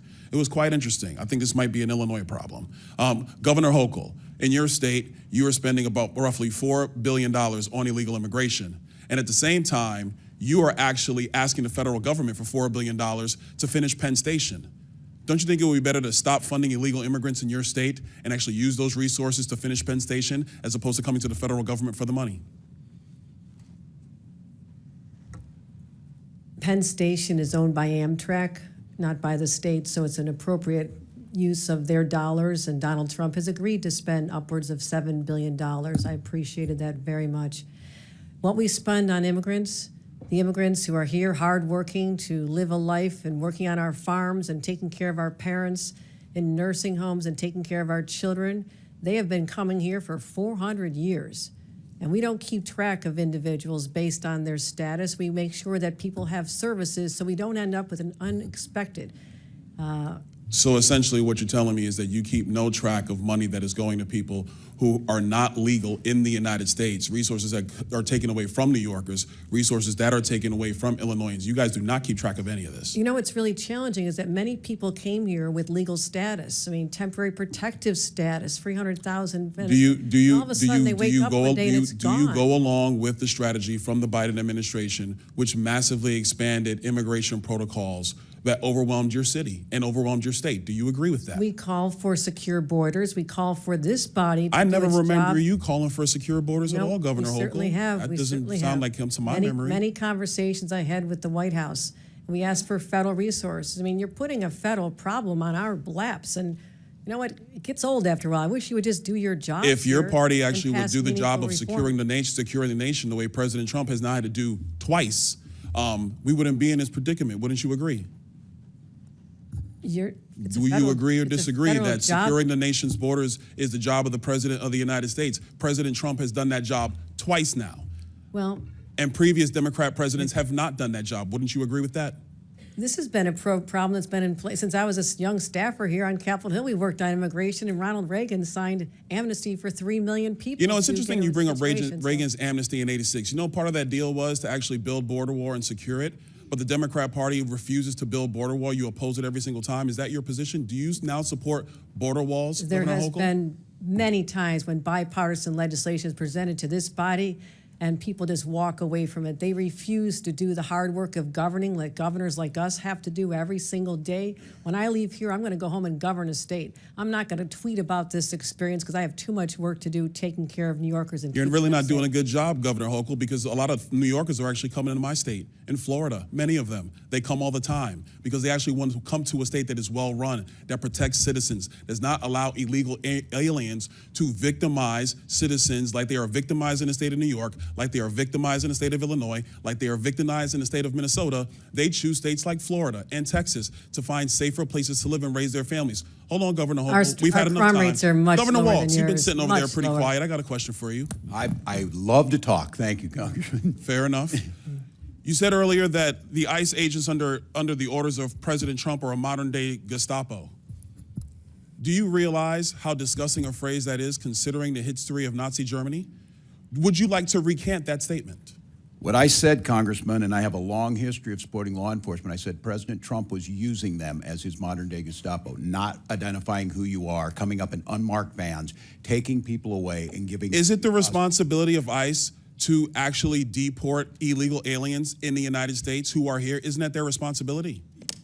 Yes, it is, Congressman, except that the Constitution is not an inconvenience. It's not an either-or. Nobody said an inconvenience. He have a responsibility to deport illegal aliens, and the president is going through that process right now. And let's be very clear, the previous administration, they abused every process there is under border laws to allow more than 10 million people into the country illegally. And this is a burden on all Americans. And so the president is doing his job. So it is sick to refer to Americans who are ICE agents as Gestapo. Governor, you're wrong. You need to apologize to these agents. They're doing their jobs. They are Americans. They serve this country with honor and decency and respect. Do not diminish their work simply because you tried to make a cheap point that you could tweet. I yield back. Chair now recognizes Ms. Stansberry from New Mexico. Thank you, Mr. Chairman. Well, some interesting theatrics today. Welcome, everyone, to the Oversight reality TV show. I know Mr. Trump loves himself some good TV, and today is not disappointing. And in fact, I want to say welcome to some of the members who've showed up to this committee who I've never seen here before. It's great to have you here in the hearing room with us. Now, before I get started on the topic at hand, I want to take a moment to speak directly to the immigrant community who might be watching and listening today. I want to say to everyone out there who is living in fear, we see you, we love you, we respect you, and we are fighting for you and every community that is being targeted by this administration and this Congress. We also want all of you out there to know that you have rights. You are protected by the law, and you should not have to live in fear and wonder whether or not you're going to be safe if you leave your home or if your family is going to come home at night. We see you. We are fighting for you. You have rights.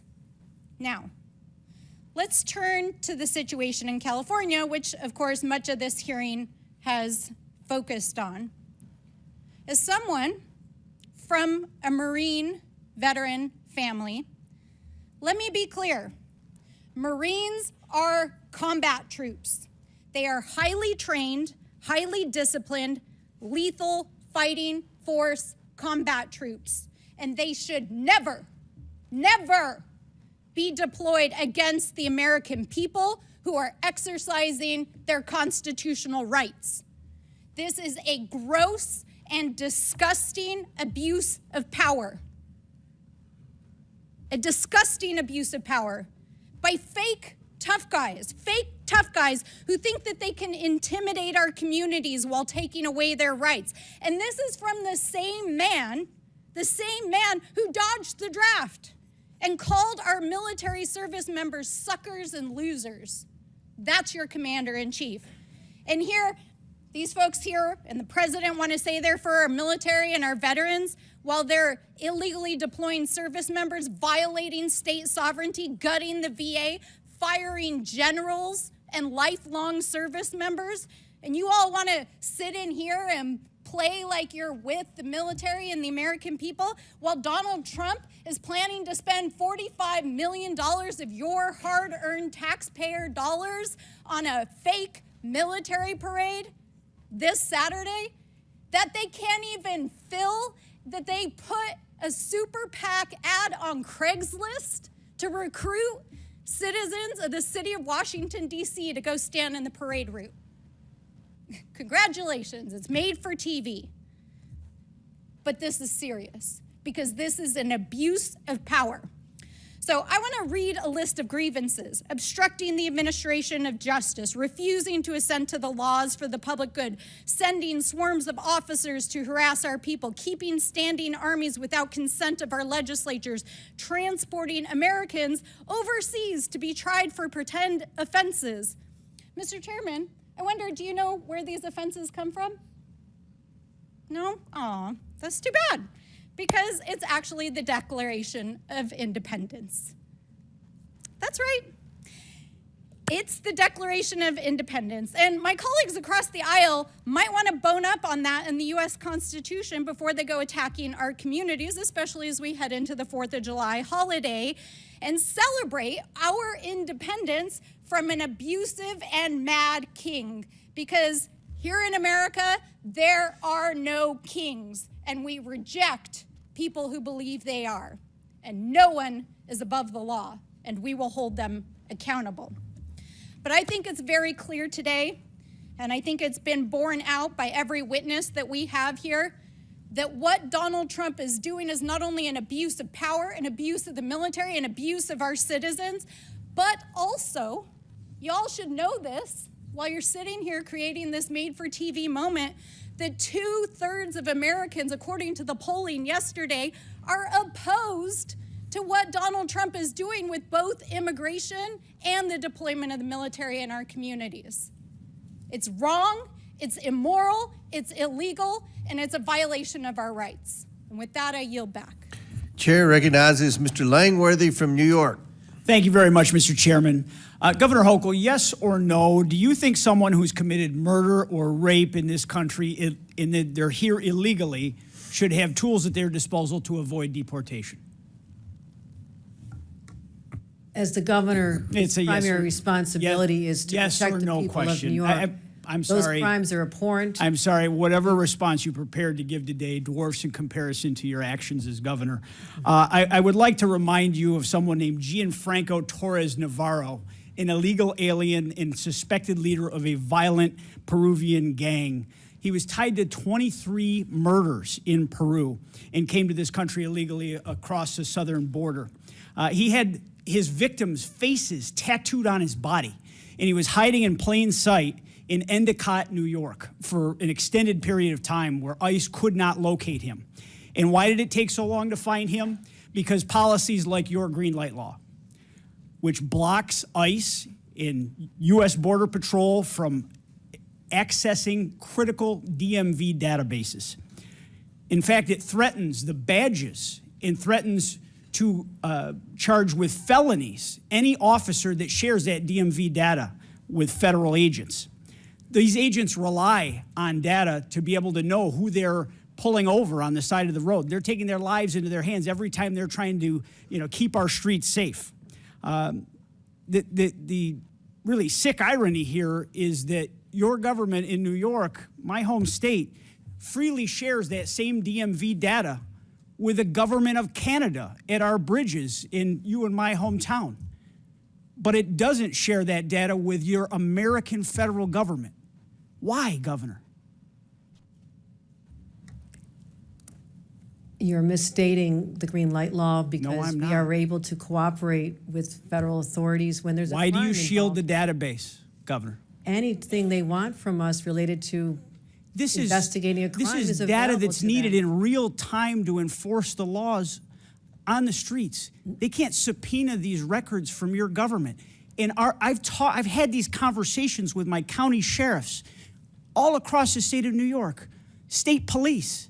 They want to work with the federal officials. They want to clean up these messes, but they can't because they are being threatened by you and our Attorney General that they'll take away their badge and end their careers. Been countless instances where we've cooperated with federal law enforcement. It happens on a daily basis. And so your characterization is just incorrect of how we provide information to people who ask for You it. share the database in its entirety with Canada, but you don't share it with the federal government. It's beyond belief. I mean, this is denial and excuses, Governor. You know damn well that the New York State Sheriff's Association, the State Association of Chiefs of Police have both condemned the green light law. Sheriffs from Erie County, Niagara County, Monroe, Albany, Broome, Dutchess, and Oneida counties, multiple parties represented here, not just Republicans, have warned that your law ties their hands. It puts officers' lives in danger, and it shields criminals from accountability. When you refuse to work with law enforcement, when you refuse to hand over data that can protect communities and save lives, you are actively aiding the illegal alien criminals who have crossed our borders and committed violent crimes. And the consequences are not hypothetical. Your bail reform law is the reason that Laken Riley is dead. He should have been in jail in New York, and he wasn't. He went to Georgia. He fled our state because he should have been in prison. These are tragic and real circumstances. In Buffalo, a Venezuelan illegal immigrant hacked his wife to death with an axe. In Syracuse, an Ecuadorian national strangled a young woman on her birthday and dumped her body in a park. In Irondequoit, in Monroe County, a Dominican national slaughtered an entire family, including 2 toddlers, and he set their house on fire. Governor Hochul, you took an oath to serve the citizens of the state of New York, and you've allowed violent criminals who came here illegally to hide in plain sight and to avoid federal officials because of your support for the green light law. I mean, this is an abomination. This is not keeping New Yorkers safe. We turn over the information you're referring to all the time. You're misstating the laws and its purpose. We cooperate all the time. As much as I want to believe you, Governor, I believe the cops more. Well, I believe the cops that I know and I trust in our same hometown that are out there in the streets every single day. Your laws put lives in danger. Your laws have led to people being murdered. my job is to protect the people of New York, and I fight hard every single day. I have doing done a more very lousy to job of reduce it, the Governor. crimes. Murder rates are down to historic lows, and we're working hard to make sure one crime is one too many. I take this very seriously, but we do cooperate when anytime they need help with law enforcement. And you're just that is just refusing to not accept what the law enforcement You're officials just not tell me, accepting Governor. the facts. I can't help that. I trust the professionals. You and I aren't police officers. I trust the people out in the field that wear a badge, that are honorable, decent, hardworking people. And that's why they should And be you have a record of disrespect to law enforcement, just like you disrespected every corrections officer in the state of New York. You have a lot of gall to come here and criticize the president for using the National Guard to actually bring law and order to the streets of our country. When you sent those same National Guard officers to become corrections officers after you destroyed the lives of so many of the hardworking corrections officers of the state when you broke their union. You're absolutely right. There is a distinction. I have the authority over the National Guard in the state of New York. The president is usurping the sovereignty of another state, of the 50 states, when he imposes the National Guard against the will of the governor. Just a difference of understanding of basic civics. Thank you, Mr. Chairman. I yield back. Mr. Chairman, I have a unanimous consent request. I'm sorry? I have a unanimous consent request. Proceed. First, I'd like to seek unanimous consent to enter into the record this article. Counties that provided sanctuary to undocumented immigrants saw falling crime rates, steady fines. Without objection, so ordered. Second, data shows sanctuary policies make communities safer, healthier, and more prosperous. Without objection, so ordered. And third, Trump team focuses deportation on immigration numbers, not criminals. Without objection, so ordered. Chair now recognizes Mr. Garcia from California. Thank you, Mr. Chairman. I want to thank our governors for being here as well. Thank you all for your service to your states and to our country. I want to just be clear, Donald Trump clearly and House Republicans are really not serious about helping our states and our cities. Before I came to Congress, I was a mayor and I worked closely with our police department, incredible men and women that worked really hard to promote policies that actually make the public safer. Now, during that time, our city actually reported some of the lowest murder rates in history. And I've been in close touch with our current police departments, our local sheriff, and local law enforcement. And I want to be clear. Donald Trump is intentionally provoking chaos, hate, and division. Now, Trump is trying to intimidate. He's using our military to create fear, and there's no legal justification for his actions. I strongly believe he's trying to keep American citizens from peacefully making their voices heard. We just had a demonstration in my hometown of Long Beach, California. Over 500 people showed up. There was no vandalism, there were no arrests, and it was peaceful, and I want to thank them. Trump is trying to make it very clear that this is about intimidation. I believe he's fueling violence on our streets because he thinks it's politically helpful to him. And I actually want to remind our committee that when Donald Trump was president in 2020, that's actually when we saw surges in violent crime across the country. They increased under Donald Trump's watch. We should be focused on actual public safety threats, but we know that Donald Trump is taking federal law enforcement away from actually investigating serious crimes and cartels. And if you ask any police department, police chief across the country in your states, they will tell you they want their police focused on the issues in their neighborhoods, in the state, traffic violations, speeding, domestic violence. Those are the issues that people want to see addressed. Law enforcement should be focused on those issues, and I know the governors agree. Back in my home district in Downey, California, we've had agents just yesterday grab people in front of churches, their houses of worship.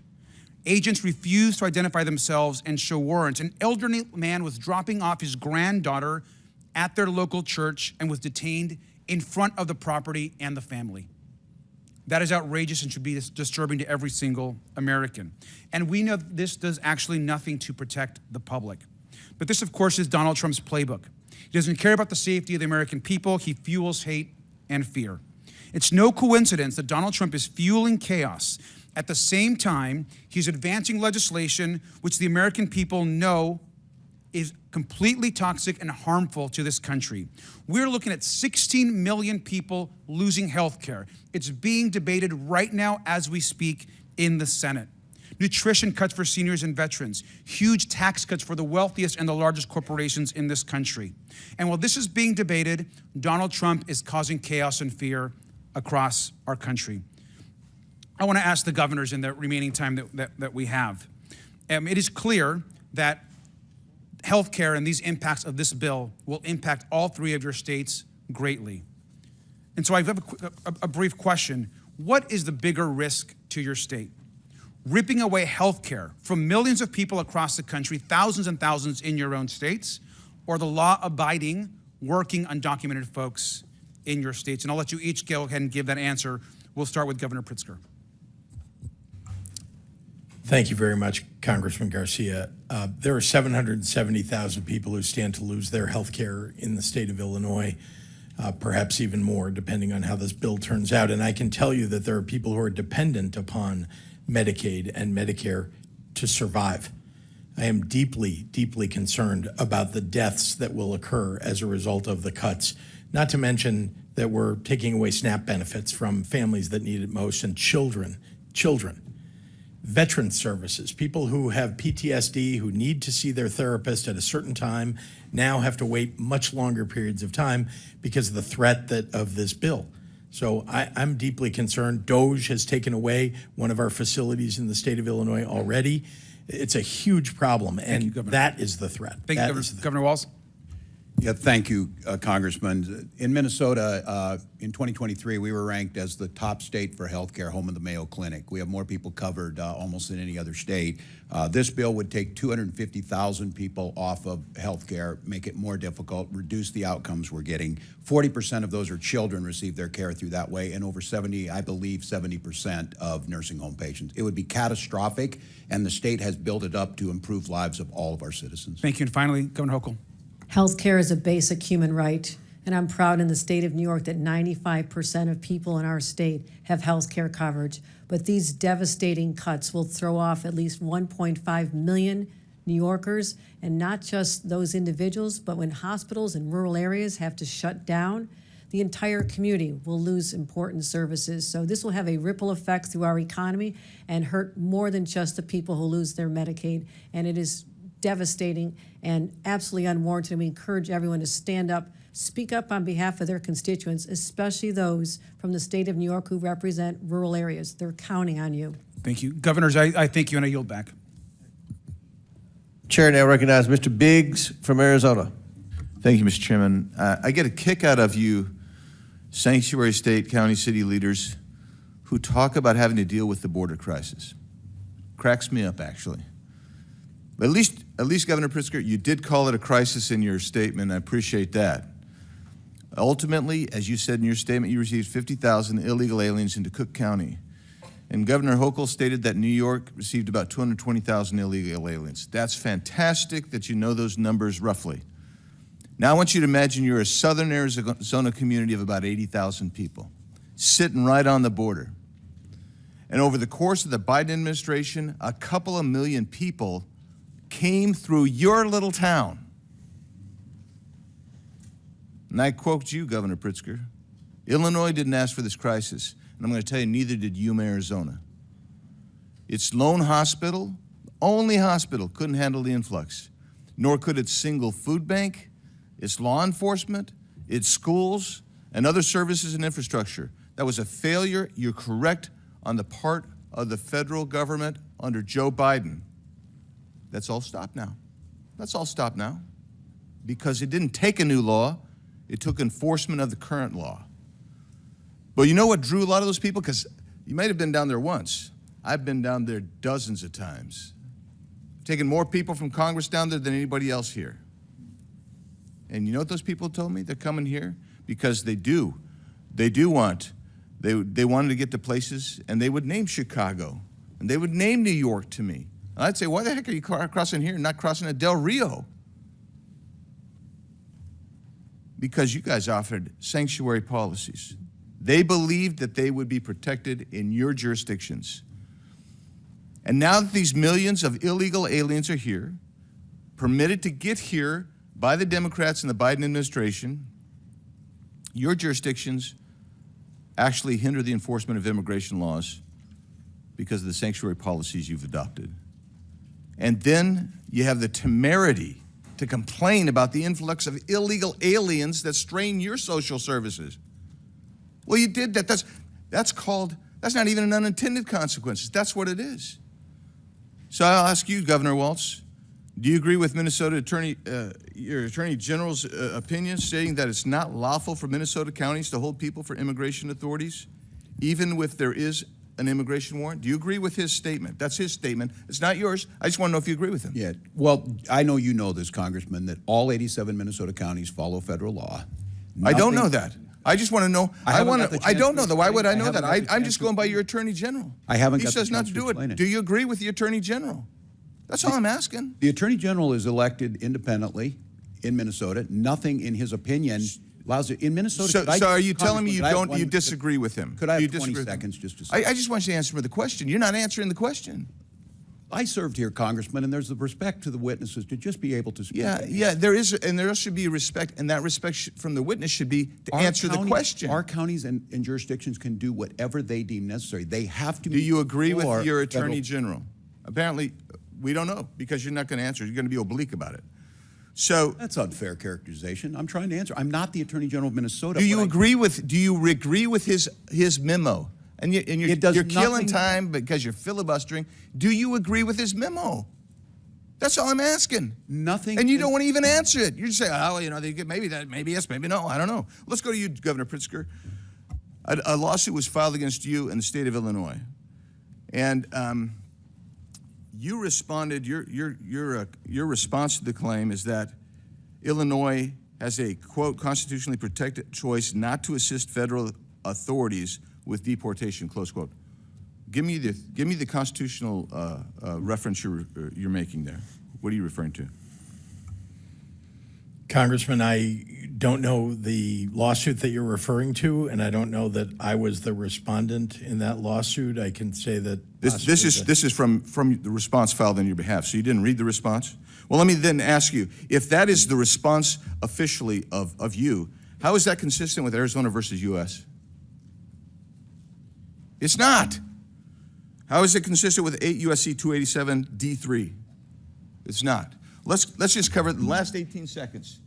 When you guys say we do give these people the information only on a criminal warrant.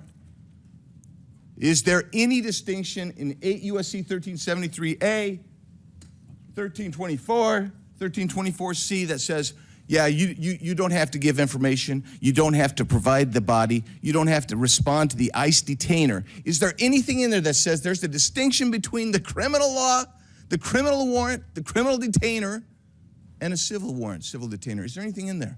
The answer is no. I'll answer for you. You do violate the law. You are sanctuary cities. And every one of you sitting there, if you don't know that by now, you should know it walking out of here, that you are actually committing a federal crime every time someone does that, because you don't have the authority under federal law or under the Constitution to negate even a civil warrant for someone who's violated a federal offense when you get a detainer notice. Yield back. Chair recognizes Mr. Frost from Florida. Thank you, Mr. Chair. All over the country, people are protesting nonviolently President Trump's treatment of immigrants, and they are right to. And I think it's important that we are clear as leaders about what's going on in this country right now.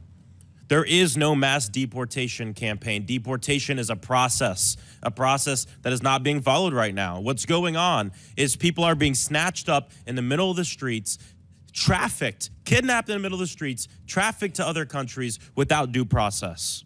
Trump is taking blatantly illegal and inhumane actions to stoke protests and then escalating things from there.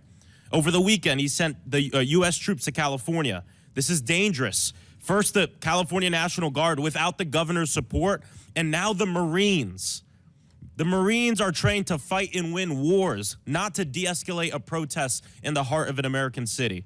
Members of our armed services have sworn an oath to the Constitution. They didn't swear an oath to Donald Trump, and they're not his personal army.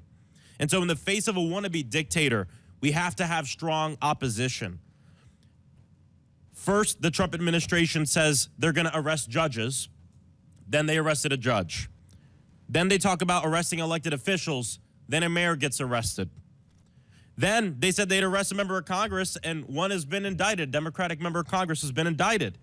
And now we have Trump's border czar, Tom Homan, who's threatened to arrest the California governor. And I don't think we should take this as an empty threat.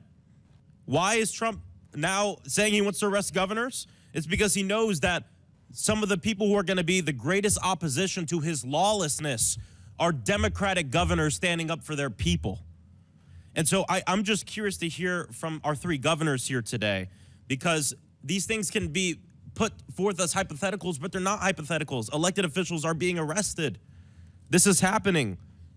The DOJ is being weaponized against us. So if federal agents were to come to your door, to the governor's mansion, approach your security staff to arrest you, you have Tom Homan on the news saying, I want to arrest Governor Hochul, Governor Pritzker, Governor Walz. What do you do? What do you say? I'm just curious. Governor Hochul, if you can start. If Tom Homan comes to Albany to arrest me, I'll say, go for it. You can't intimidate a governor. What is this country coming to? When people can threaten us on social media and on cable news and try to stop us from doing our jobs, we're here on the front lines every day, fighting to defend our rights, our values, and the public safety of our residents. And so anything threatening our responsibility is an assault on our democracy, nothing short of that. Thank you, Congressman. Let me begin by saying I have the highest duty to protect the people of my state. And indeed, if Tom Homan were to come to try to arrest us, I can say, first of all, that he can try. I can also tell you that I will stand in the way of Tom Homan going after people who don't deserve to be frightened in their communities, who don't deserve to be threatened, terrorized. I would rather that he came and arrested me than do that to the people of my state. Well, thank you, Congressman. And I was just sitting here listening today again. There's many of you in here, I friends on both sides of the aisle that I served here. The job of governor is very different than the job you're doing, but we need you. We need to work together. No one here wants to hear these horrific stories, but we have a job to do on limited resources. And equating that not doing ICE's job means we're not cooperating, we're patrolling our highways. I'm proud that Minnesota's a state third lowest in traffic deaths. If we start doing all the things at ICE, and nothing we do precludes them from doing their job. And so threatening and political, and I did not realize, I guess, I watch it, I didn't realize how much animosity there's here. We have a responsibility, the American public, to work together. And I think threatening arrests on elected officials, Congressman, it doesn't help any of us. And Governor Pritzker's right. Our citizens are scared and angry, and it's not necessary. We can fix this with a bipartisan border bill. Help us out. Thank you, Governor. I want to end by saying former Governor and now Secretary of Homeland Security Kristi Noem just last year said that federalizing the National Guard would be a direct attack on states' rights. And now she's cheering it on. President Trump has consolidated power so much in his own party, there's little to no, pretty much zero, opposition left to his lawlessness. We hear it in this room right now. And the last thing I want to say, too, is what's going on right now is not just a distraction from the fact that they want to pass a massive tax break for the richest Americans and take away services and things from working families, but it's to enable it. These aren't two different stories, because the only way you rip away health care from 15 million Americans in this country and not feel like you have to fear for your job or that you're going to be protested every day is by scaring the people and suppressing their First Amendment right. What's going on in Los Angeles and what Donald Trump wants to do around the nation is directly connected to the fact that he's going to take away health care from all of these people, 15 million Americans, to benefit people like him and his donors. And it's shameful. These aren't two different things. It's the same thing. I yield back. Chair recognizes Mr. Higgins from Louisiana. Thank you, Mr. Chairman. Governors, I guess thank you for being here today. This was staged to be it was bound to be. political conflict here. But I like to get pretty real with each of you. I know Governor Walz pretty good. He and I came to be, believe it or not, America, Governor Walz and I came to be quite friendly. I consider him a friend for many years. And it was fascinating that we disagreed on almost everything politically. I doubt there was a vote we had in common, but I'm pretty sure I could call Governor Walz and get a straight answer, even now, at least in private. But in a setting like this, it's difficult to get a straight answer because you're being viewed so closely. All of us are. So I'm going to try and be real with you. And Governor Pritzker, I don't know you. Governor Hochul, I don't know you. I can tell you that that you strike me as extremely political, rather arrogant, quite smug, good lady. And this is a serious topic, man. We have hundreds of thousands of Americans dead from fentanyl that came across our border. Our nation suffered generational trauma for 4 years from open border policies. And we listened in ad nauseum, speech after speech after speech about how Mayorkas, who struck me as equally smug in many horrific meetings, said we need more money, we need more laws. We never needed more money, we never needed more laws. We needed an executive branch that had the will to enforce the law and thus end the trauma that the American people were continually suffering at our southern border. Now, the impact of that policy remains, and sanctuary cities are a large part of this thing. And I don't know the life of you three, your background. I don't know if you've held the hand of a mother or father had to deliver to them the news that their child had been killed by a violent criminal. Prayed with that person, but I have. And the victims of crime commonly have a simple refrain. Why? Why? Why did this happen to my family?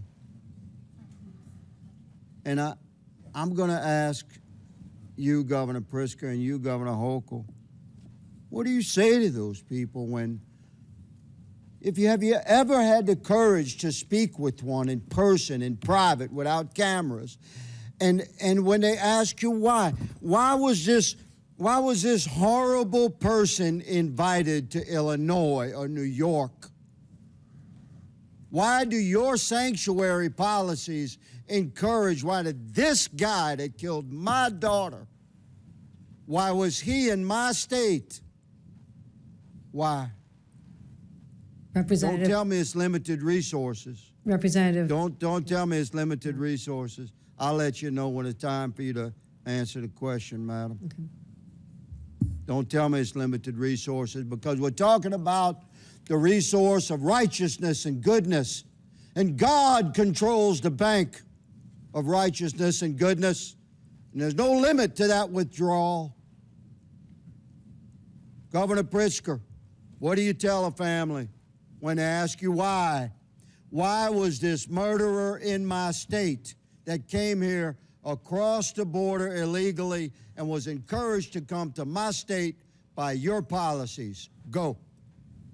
You said invited or encouraged. 50,000 people invited and encouraged by sanctuary people were policy. shipped to my state by a border state governor. Own it, man. I'm not beating around. I'm telling you, 50,000 people were shipped to my state by a Republican border state governor. 50,000 is a smidgen. We have 15 million cross the border. I understand. I'm glad they bust some to your state. I have been clear your sanctuary about policies favoring border Governor security. Hochul, there was a I'll bill give you the last year on that very here. subject, sir. On the Governor question Hochul. of what And I'd you say to opposed that it. family, I would say my heart is breaking for you. I'm a mother, When you describe the pain of a family like that, I've been there. I have held victims' families in my That's a arms. good start. And I'll tell you Mr. this, Chairman, you appear my to be a time has religious expired. person, I yield. but we are called. Gentleman's time's expired. Chair recognizes Ms. Lee from Pennsylvania. Mr. Chairman. I recognize the ranking member for unanimous consent. Okay, a couple of things. One, I want to raise a point of order. It is against the rules to attack or to breach the decorum with respect to our witnesses. You can't. Well, the ranking member You has a look different like this, definition or you of look attack like than I that. do. You That's look for like sure. this. You cannot criticize the countenance of a witness when they come before the committee. You can raise issues, no question, but you cannot personally attack a witness. That is not within the rules. That is not in accordance with decorum here. And I would raise that same concern if Did the ranking one of member our not members call was us attacking. Nazis? All right. Secondly, Proceed with unanimous consent. Secondly, unanimous consent. I have asking unanimous consent to submit a document entitled "Trump Wants to Cut Funding to Sanctuary Cities and Towns, but They Don't Actually Violate the Federal Law." Without objection to order, Chair now recognizes Ms. Lee from Pennsylvania. Yeah, thanks, Mr. Chair. It's always funny the lack of decorum that we get, and people we do drop the Gentleman Act here oftentimes when attacking women who aren't able to defend themselves with equal time. But that's kind of the theme here, right? Attacking Americans or people who are not able to defend themselves, or at least who Republicans hope can't defend themselves. And that's what we're seeing essentially in Los Angeles. So I would say that this hearing is quite timely. What's happening with ICE and the military in Los Angeles is terrifying, and is directly caused by Trump's policies and his cruelty. It was Trump's overzealous ICE agents who started this specific incident. And now they want us to get bogged down in arguing over the right types of protest, or the right types of way, or the right way to defend yourself, the mythical perfect type, so that we could ignore that Trump is the one who is escalating all of this. Trump is the one who ordered in thousands of National Guardsmen over the objection of Governor Newsom, something that hasn't been done since 1965. Trump is the one deploying Marines, not on an enemy abroad, but on the American people who are exercising their First Amendment right in this instance. The only opportunity that they have to defend themselves against lawless lawmakers who are imposing cruelty upon them. For a party of so-called law and order folks, they sure are stampeding over people's constitutional rights and intentionally inciting more chaos, more fear, more anxiety, and increasing the likelihood that people will get hurt. In the end, what's happening in Los Angeles is just one of many incidents where Trump and his administration have not given a single damn about people's safety. For one, the ICE and DHS agents that are arresting people and raiding places often don't even have any kind of uniform or identifying badge. They're masked, and they're in unmarked cars. Ms. Perryman, just briefly, why is it so dangerous to have masked, plainclothes ICE agents arresting people? So I'll just thank you, Congresswoman, for your question. I'll go back to what I said before, that we know our Constitution recognizes and our country recognizes the importance of trust between local law enforcement, the federal government, and governors. And what we're seeing here is a breach of trust. It's an escalation, and it's dangerous for the American people. Trump said he was only going to go after undocumented criminals, but that's clearly not the case. Whether through incompetence or straight up racial profiling, ICE and DHS agents are wrongfully arresting U.S. citizens. We've talked about it today, and catching these mistakes often happens too late, after an American citizen has already been illegally thrown into another country, and Trump's administration is doing nothing to get them back. These agents are also going into previously protected spaces, as we've discussed, like churches and schools and hospitals. DHS agents tried to get into an elementary school by lying that they had the permission from the parents. That is a cartoonish level of evil. ICE also arrested a Massachusetts high school senior, Marcelo Gomez da Silva, on his way to volleyball practice. Governor Walz, you're a former teacher and coach. Do you think these kinds of actions create instability for students? And do you worry about increasing anxiety of kids coming to school? Well, thank you, Congressman. I certainly do. Creating that safe environment where our kids can come and the expectation is to learn, they certainly do. Once again, there's no reason to use these enforcement actions at those locations when there are other tools. And I think, again, this false equivalency that we do not want violent criminals to be to be arrested, detained, and go through due process. We do, but hugely detrimental to the educational system, hugely detrimental to a system that is dependent on trust and the goodwill of everyone in that school system. So yeah, it is detrimental. Thank you, Governor Walz. These same kids getting arrested are often being separated from their families. They are scared. They're alone. An attorney is one of the few resources they had access to that is now being taken away as well. The Trump administration has canceled contracts with legal groups that represent those undocumented children in immigration court. This is going to force thousands of kids as young as 2 years old to represent themselves very quickly as we're running out of time. Ms. Perryman, how's a 2-year-old supposed to represent themselves in court? A 2-year-old can't represent itself in court, him or herself in court. And I'll just say that we are in court every single day seeking to try to ensure that people have access to legal representation, which of course this administration is really seeking to curtail. They're seeking to ignore due process rights. I was going to say, would you say that it is due process if a 2-year-old is left to represent themselves? Absolutely. It's a flagrant violation of our Constitution. It's also something that shocks the conscience. We'll leave it there. Thank you. I yield back. The witnesses have requested a 15-minute bathroom break, but before we do that, I'm going to go to Dr. Fox for 5 minutes of questions. After Dr. Fox, we'll take a 15-minute break for the witnesses, and then we'll start back with Mr. Kassar. So Chair recognizes Dr. Fox from North Carolina for 5 minutes. Thank you very much, Mr. Chairman. Governor Walz, as you're aware, Minnesota saw the largest COVID-19 fraud scheme in the nation.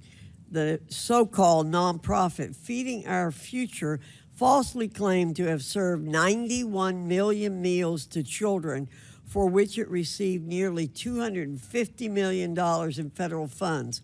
According to the FBI, the $250 million in federal taxpayer money was, quote, funneled into luxury homes, cars, and lavish lifestyles while families struggled. In March, 2 individuals were convicted in connection with this case, and I understand related investigation continues. The FBI stated that, quote, the egregious fraud uncovered in the Feeding Our Future case represents the blatant betrayal of public trust. The FBI will not allow criminals to rob federal programs and walk away unscathed. We'll expose their schemes, dismantle their networks, and ensure they face the full weight of justice. Do you support the federal government's efforts to bring to justice those who stole federal taxpayer money at the expense of hungry children in your state? Thank you, Dr. Fox, wholeheartedly. And this is a great example. When the federal government works with the state, we reported it, they prosecuted them, they are in prison. So do you support federal efforts to bring to justice those who commit federal crimes in Minnesota? I most certainly do. Okay. Does Minnesota honor ICE detainer request? Congresswoman, thank you for the question. I've been making sure I get my opportunity here. Minnesota follows all federal law. State law requires, and I would say the state law requires all state and county facilities to ask for immigration status when a convicted felon is committed and tells DHS if they're undocumented. All state facilities. DOC calls DHS before a convicted felon leaves prison. We have a controlled handover. ICE is how can we be sure that your state is serious about cooperating with the federal government to enforce our immigration laws? We do it on a daily basis, Congresswoman. And again, I say this is the floor. Counties can do more, but here's the confusion we have right now. Last week, a list of supposed sanctuary cities or counties were put out. Many of those were counties in Minnesota that had gone above and beyond. Their sheriffs said it put them at risk because they were doing that. They were sharing information and doing what they're supposed to do. It's a coordination issue. But you said in your answer it's only if they've been convicted of crimes that or a judicial warrant. Or a judicial warrant. That's correct. After due process has been served. So that you don't cooperate if they're illegally here and the ICE comes to get them. If they have gone through the process, Congresswoman, and they have received due process, and ICE's job is to come and get them. It's what I've been saying all day. But if they're here illegally, then they're here illegally. There's no, they've broken the law already. Many are here as asylum seekers. They've overstayed a visa. I have another question to ask you, Governor. As I've said before in this committee, innocent American taxpayers are collateral damage in the Democrats' pursuit of open border policies. Americans pay with their wallets, their safety, and all too often their lives. This is unacceptable. I'm sure you're aware, Governor, that your state has spent hundreds of millions of state taxpayer dollars to address the surge of illegal aliens in Minnesota.